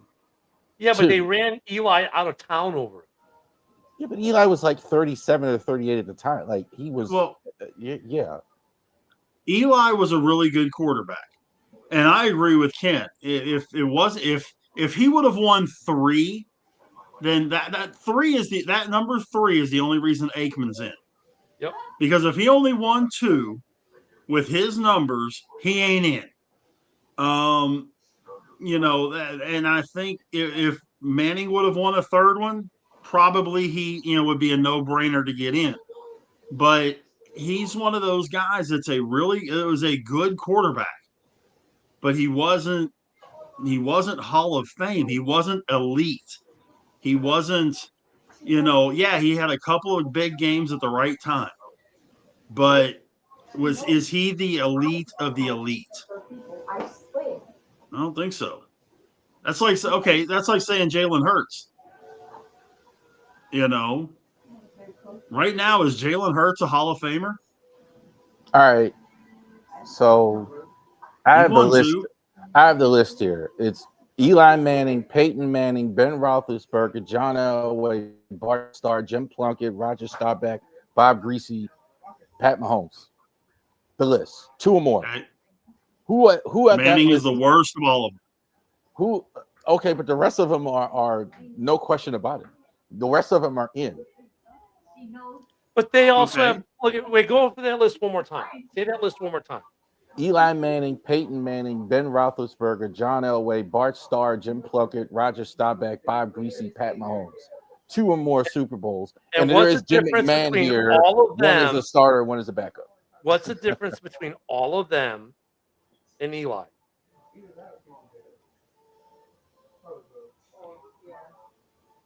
They had a winning record. And there's probably a lot more than just that, right? That's the point. For Eli, this is not the piece that puts him over the top. This is the piece that puts him in the conversation. They were all would have been Hall of Fame contenders without a Super Bowl. The fact that they got 2, like there's 1 or 2 of them that maybe with 1 may have been questionable, right? But they would have had good enough careers to get in maybe with 1, but 2, like Plunkett. I liked Plunkett a lot as a kid, but Plunkett may have been one with 1, maybe he didn't get in, but 2 solidified, right? But they all had other things that Eli didn't have. And Eli, like I said, for him, this is not what puts him over the top. This is what gets him in the conversation. Yeah. The other with more are no question Tom Brady, Joe Montana, Terry Bradshaw, and y'all already mentioned Troy Aikman. But if Bradshaw didn't have those 4 rings, he ain't in. No. Look at the guy behind your jersey right there, Blyer. Does he sniff the Hall of Fame if he's on the Raiders in the 70s? Well, maybe the Raiders he's not in the Hall of Fame. Well, but it's not even a thing. If he's on the Jets, no way. Well, but the guy he blocked for sure as heck is in the Hall of Fame. Yeah, absolutely. Franco's in. I'm just saying, I'm just making a point. Oh, don't make me start making the case for Matsui. Oh, please. But no, I mean seriously, and that's the thing. You've got to have the body of work. The Super Bowls and that stuff come in as icing, but you got to have the body of work. The offensive player of the year or defensive player of the year or all pros and that kind of stuff and Super Bowl champions. That's icing, Rich, on top of what you already done. If Frank Gore had a Super Bowl ring, would that change your opinion on Frank Gore getting it? No. Even if he had a ring? No. Yeah, it wouldn't change. It wouldn't change it a bit. Because for Frank Gore, he's obviously in the conversation. He's on the list. I think for some voters, if he had a ring, it may push him over the top. There are voters that they're voting to put him in simply because he's top 5 all time in yards. Yeah. And that's the only reason. Which is garbage. That's pretty because if you could, you could play for 20 years and have 20,000 yards and or 20, play for 25 years, have 20,000 yards, average 50 yards a game, and they'll put you in the Hall of Fame. That's garbage. My philosophy has always been baseball, football, basketball, hockey, don't care. If you were not an elite player, a top 5 player in the league at your position for a 5-year period or longer, you're not Hall of Fame worthy. There is no way in this world someone's going to tell me that Frank Gore was a top 5 running back at any point, period, in his career, let alone a 5-year stretch. Nobody's going to convince me of that. He was a good running back that played on some really good San Francisco teams that piled up a bunch of yards. and ended up getting what, 16,000 for his career. Congratulations to him. You're not a Hall of Fame player. I'm sorry. You're Hall of Very Good, not Hall of Fame. Fair I enough. think Gore, though, might be the best statistical player to not get in if he doesn't get in. Usually you're not in the top And I'll five go and with don't that. get in. Well, and I can go along with that. I mean, Art Monk was like you that look- for the longest time. Like statistically, like there should have been no argument, but he didn't get in for forever there. Like, I gotta but get if going, you look at, guys. all right, man. How's everybody get you? Okay, here we go. You can find me, yours truly, at Bill's Chat 1, at Bill's Mafia Chat, and also at Jamie Malone, the unbiased journalist at DJ Dogheads on X, and thefootball.com. I write about all sports. You can catch me every Tuesday night at 8 o'clock p.m., or catch me and Joe Dalio every Tuesday night, 8 o'clock p.m., where we just did another episode of the Buffalo Sports Conversation Room, the last episode of 2025. And also, you can catch me here every Tuesday night at 9 o'clock p.m. Driving the Top Productions with me, Adam Kenna, for Open Sports Mike. We just did our last episode of 2025, and then at every Wednesday you can catch me, Ken, and Kitty Ken, the Bears fan, and No, Kitty Ken, the Packers fan. sorry, Kitty Ken the Bears fan, Kitty Ken the Packers fan, and then you can catch Jeremy B and all the Huddle Sports Network boys on NFL Roundtable Talks, and then starting every Thursday in March 27th, 2026, me, Adam, Jeremy B, and Marcus will be doing season 3 of the UFL.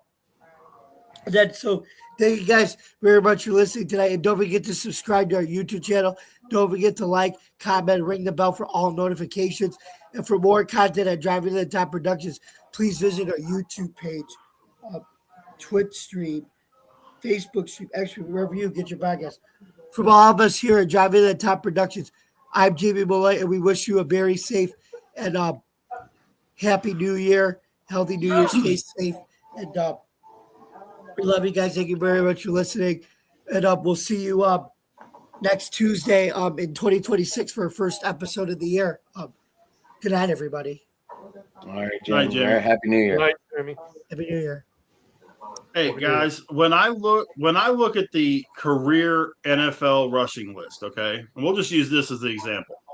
In the top 20, okay, number 20 is John Riggins at 11,352 yards. At this exact minute, there are 4 guys on this list that are not in the Hall of Fame. Okay, Steven Jackson, Fred Taylor, Adrian Peterson. I'm sorry, 5. Steven Jackson, Fred Taylor, Derrick Henry, Adrian Peterson, Frank Gore. Derrick Henry will be a first ballot when he gets done. I think we're all pretty safe in saying that. Steven Jackson and Fred Taylor, no way. They're not even going to sniff the Hall of Fame.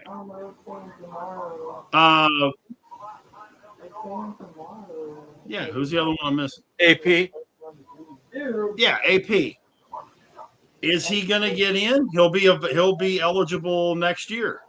AP gets in.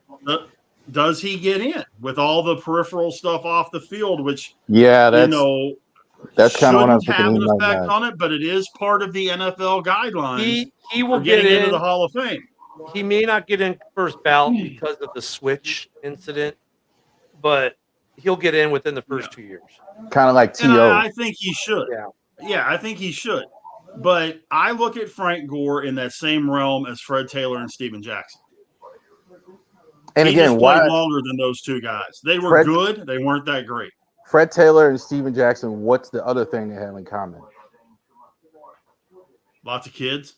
Lots of kids, and they didn't win. I mean, they won, but they didn't play. I'm telling you guys, that matters in every the guys you But they think were should be in. never. Go ahead. They were Zach. never the best in the league. Steven Jackson was the best in the league for 2 years.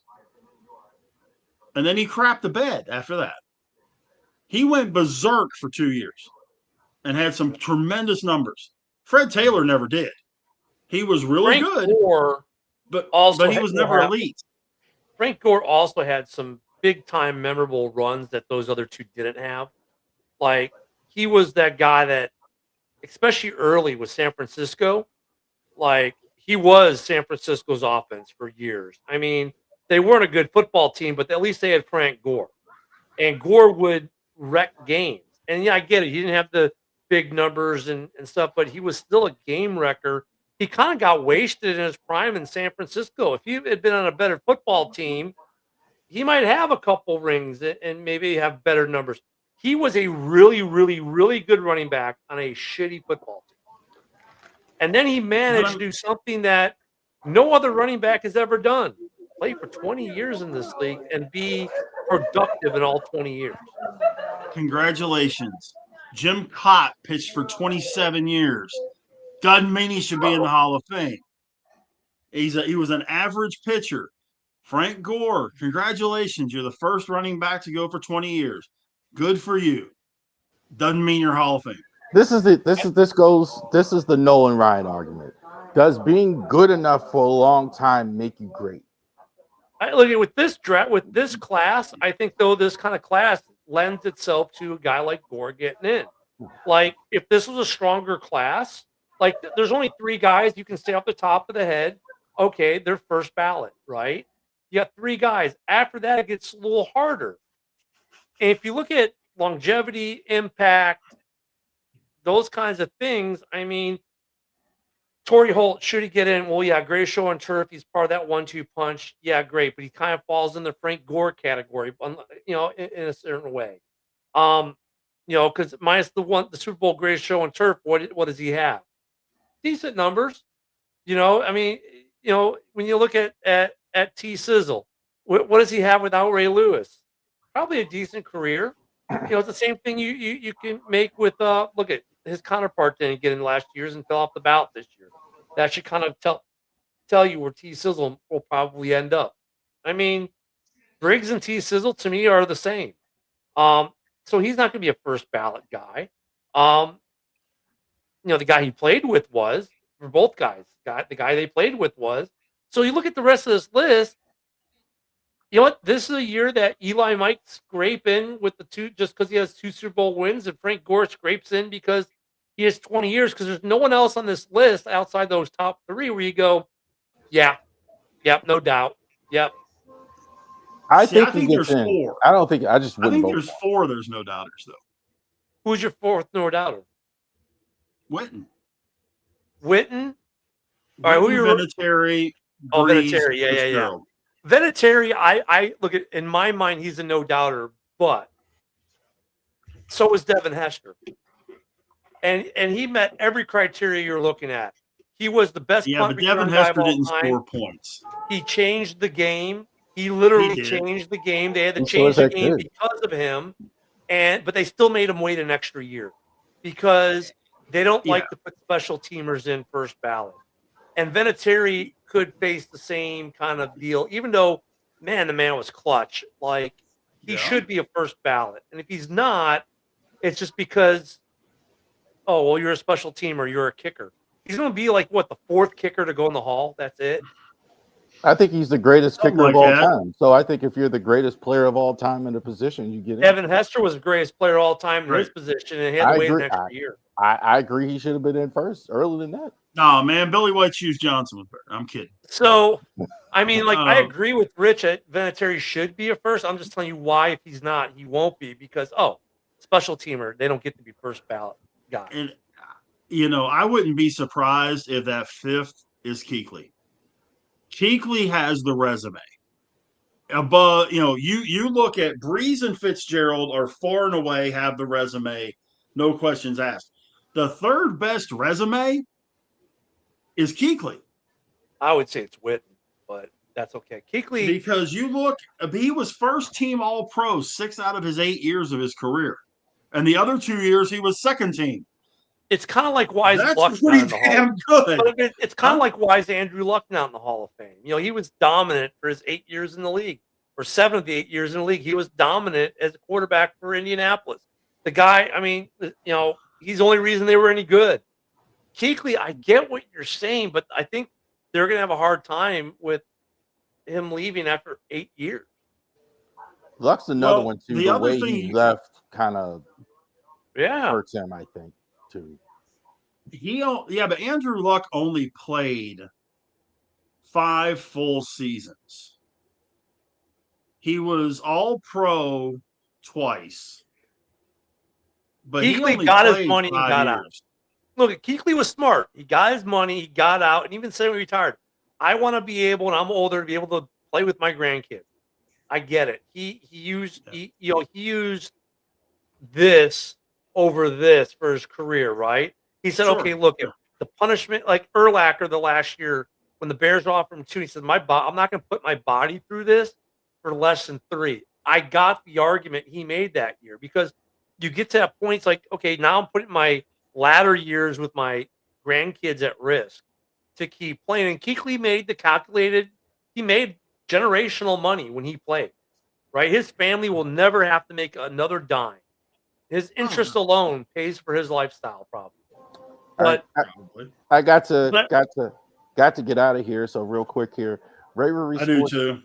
Ravery Sports podcast this week. We were talking about Hall of Fame. We were talking about the Baltimore Orioles Hall of Fame. Who gets in? Who is the greatest Orioles of all time? Also, to obviously the massive winner take all. We're going to be talking about that this week in Ravery Sports blog spot. So we're writing a blog every day, Ravery Sports blog spot. So definitely check that out as well. Publishing 5 days a week. It's available every morning at 6 a.m. Ravery Sports blog spot. Tomorrow we're going to be talking about on the blog. Today we talked about the massive game this weekend, Ravens and Steelers. Tomorrow we're talking about who's the Ravens MVP. I think it's Zay Flowers. So we're talking about that. All right. Thank you, guys. Happy New Year's, Rev. Happy New Year, Rev. Happy New Year. Yeah, I mean, it's going to be an interesting vote, though. Like, Kuechly, like, he's another one because of this draft class. I think there are 2 or 3 guys because of this draft class could get in. Kuechly, Gore, and Eli. I hope not. It's just going to reinforce the fact that, the fact that they require 5 guys to go in is bad enough. I think they when should there's be able not to put enough, more than 5 in. You know what I mean? Like, there's but some they years should also you could be able to put 1 in.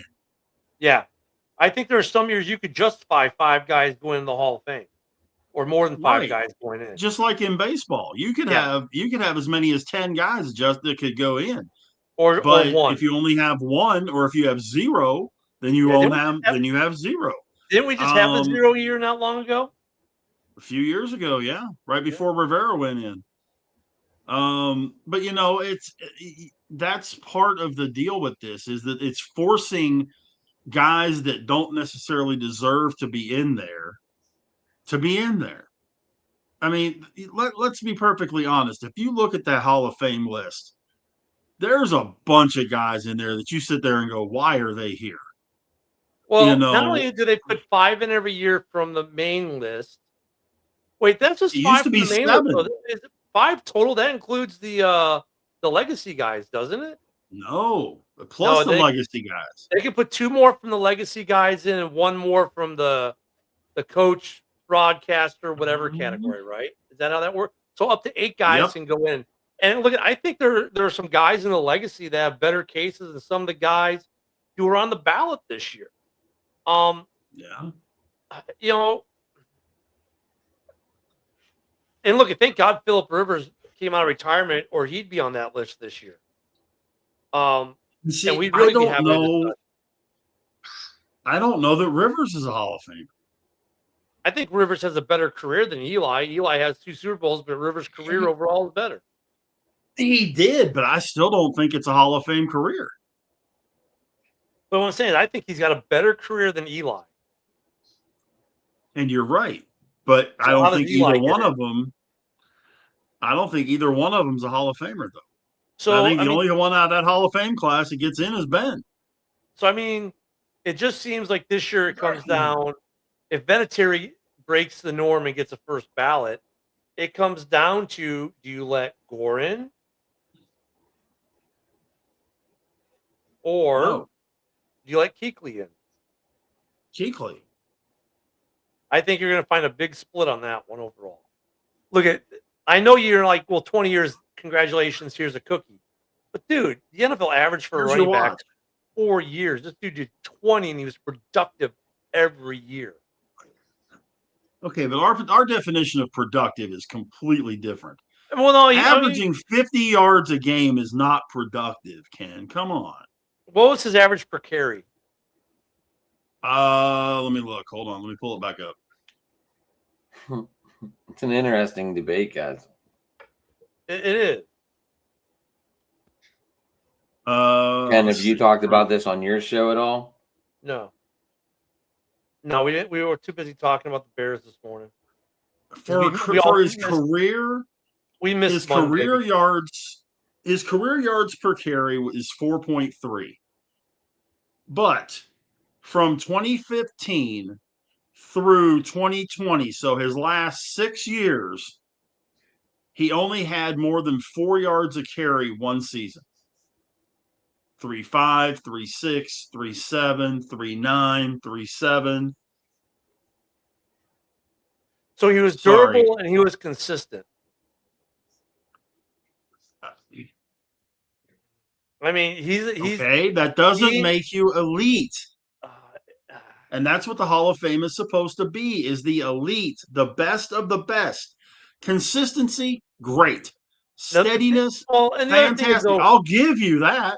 He's done something no one else could ever do, has ever done, may ever do.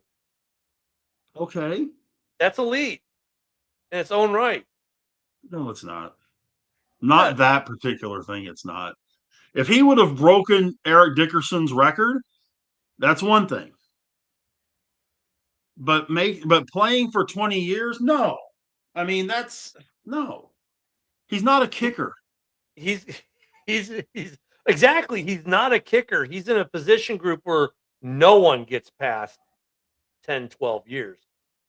He blew way past that, and he was consistent. Like he was. Well, he was consistently okay. He was better than okay. He's better than league average. Huh? League average is 4 yards a carry. His last 6 years, he was under 4. League average is 4 yards a carry.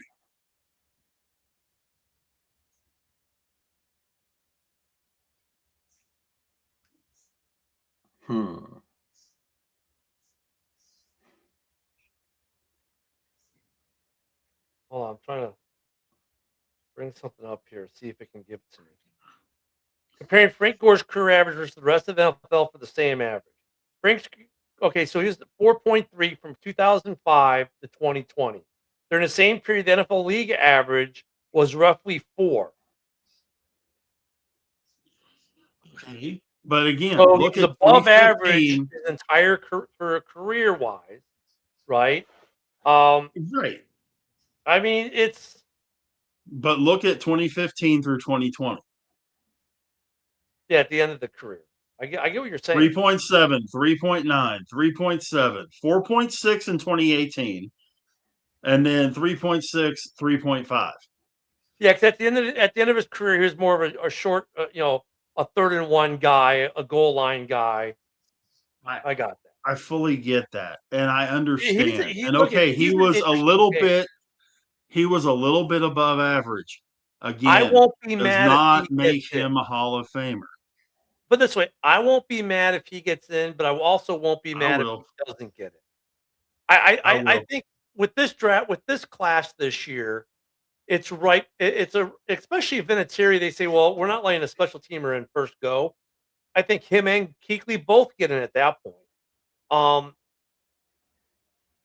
Like I said, I'm not mad either way. I feel I would put Gore in before I put Eli. That's just me.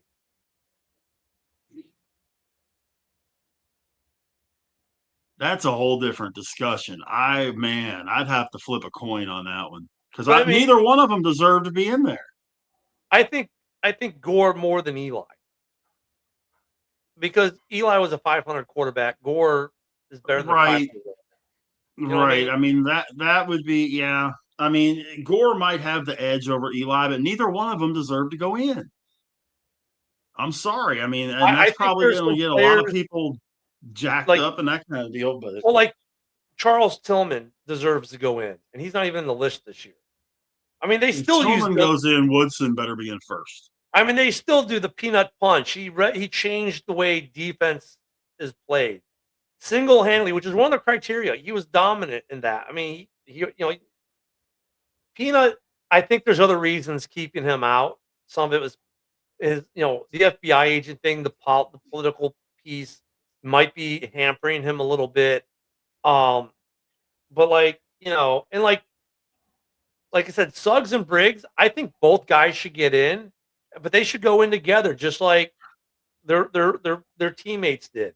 I think those two guys were as linebackers were very much overlooked in their careers because of the guys they played with, but without them, the guys they played with might not have had the Hall of Fame careers they had. You know what I mean? They were Scotty to Michael.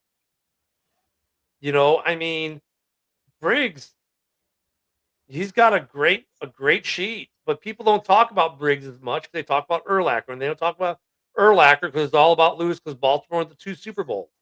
But honestly, those 4 linebackers dominated an entire decade, and all 4 of them should be in. But they should. But I think Suggs and Briggs should go in together.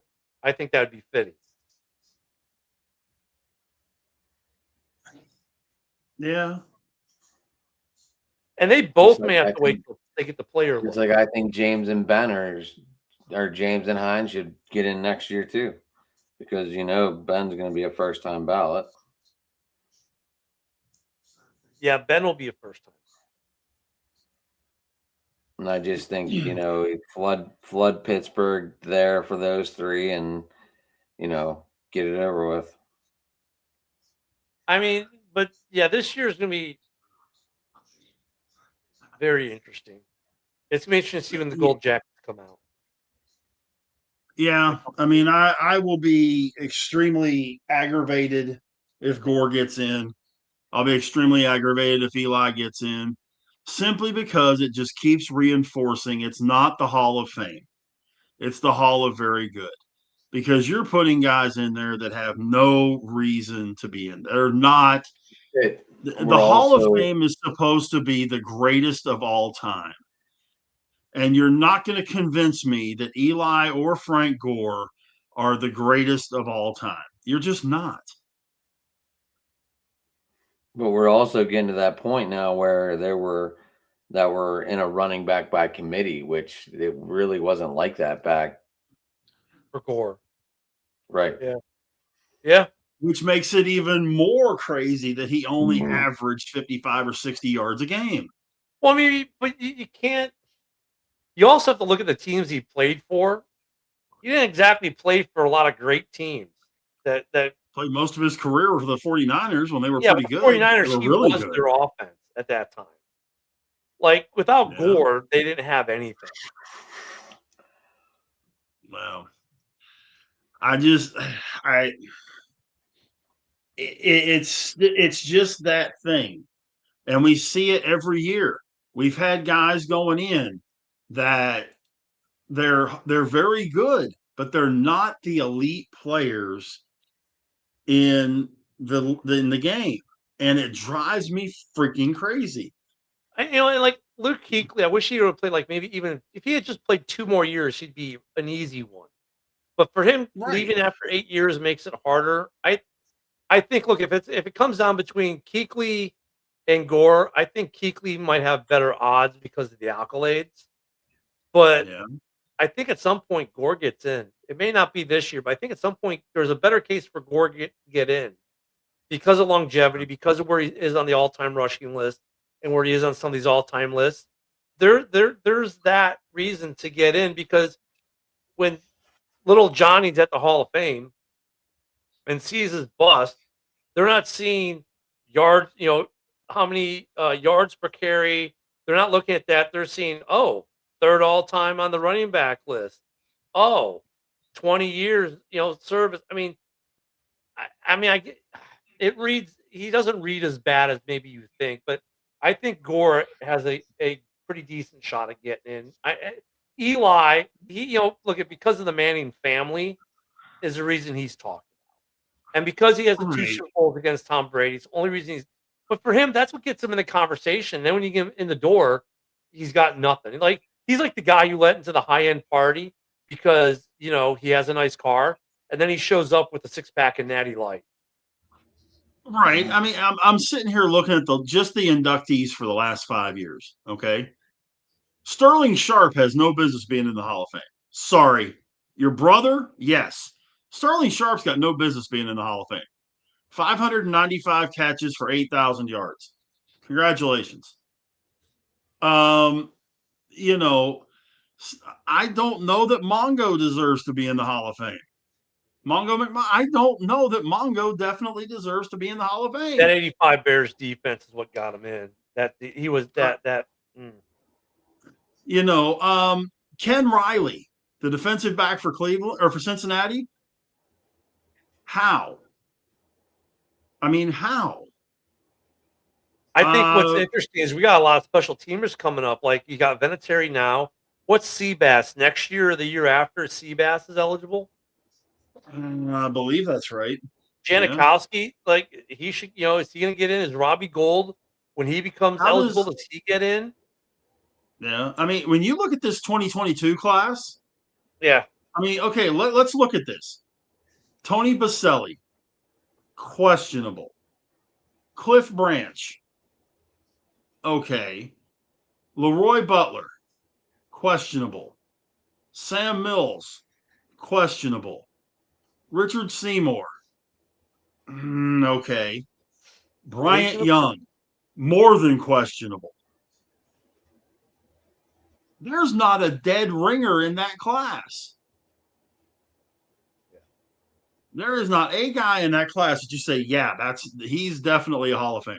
Not one. You know what's really hard is offensive linemen are so hard to judge as fans.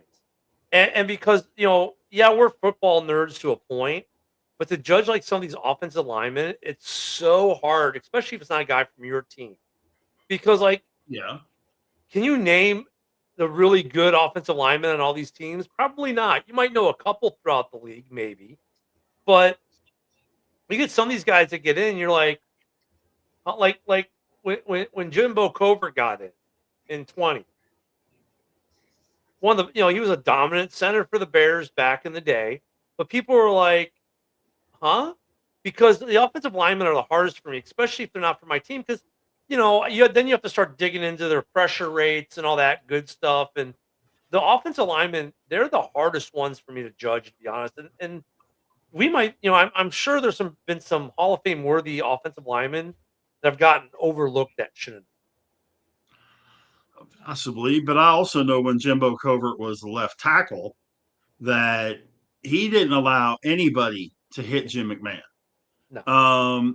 And when you start talking about some of the better left tackles of all time, especially the last, let's say, 50 years, Jimbo Covert's on that short list with a guy like Joe Thomas and a guy like Jonathan Ogden, Orlando Pace, and guys like that. So these guys, you put him on there. Eric Williams from the Cowboys.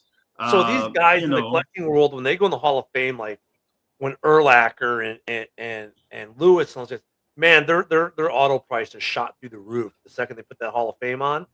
Jimbo Covert, dude, he didn't even charge you for the inscription, and he's probably one of the cheapest Hall of Famers you can get us. Because he's an offensive lineman. So people are like, whatever. I've got one. Right away, I've got a 1936 throwback. So inscription was free. He puts in inscription. He inscribes free because offensive linemen get no love. Well, he went to Pitt, and I've got a friend of mine that graduated with him from Pitt. So if I ever want to get something from him, I gotta just call him up and say, "Hey, can you get him to do whatever?" I've got an 11 by 14 of him, and I've got a helmet. But I got a boogie, guys.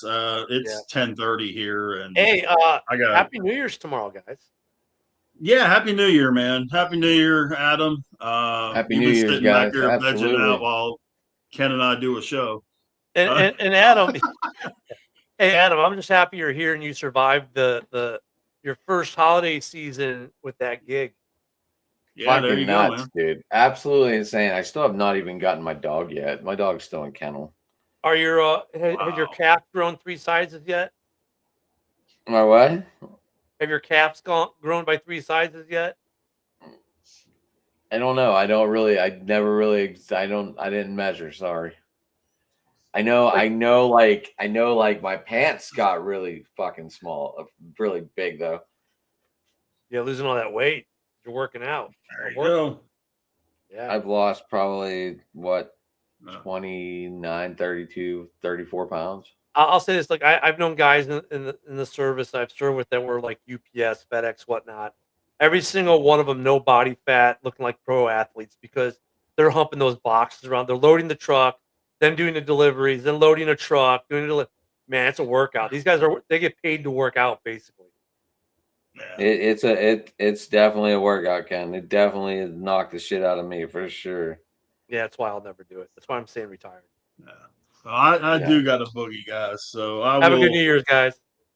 Yeah, You I do guys too. too. Ken, who wants to go first, and then we'll just get the hell out of here. Happy I'll New make Year, mine everyone. simple. Rich, we're not doing a show tomorrow, right? Not as far as I know, Okay. unless you change something. I'll Not as far as make I it know. simple.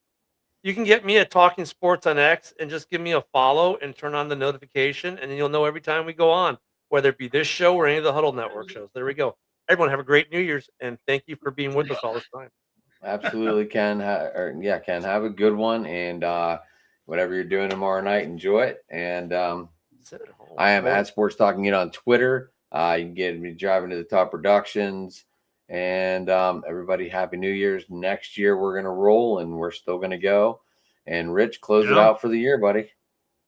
All right, man. On Twitter, Big Rich 8371. On Facebook, just my name, Rich Richardson, and lots of big things happening.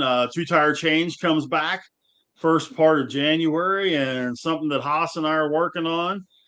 So lots of new things coming at the start of the year. We appreciate everybody. Y'all have a happy, safe New Year. Do not drink and drive. Take advantage of the services that are provided to get you home safe.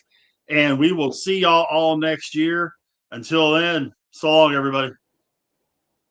Awesome.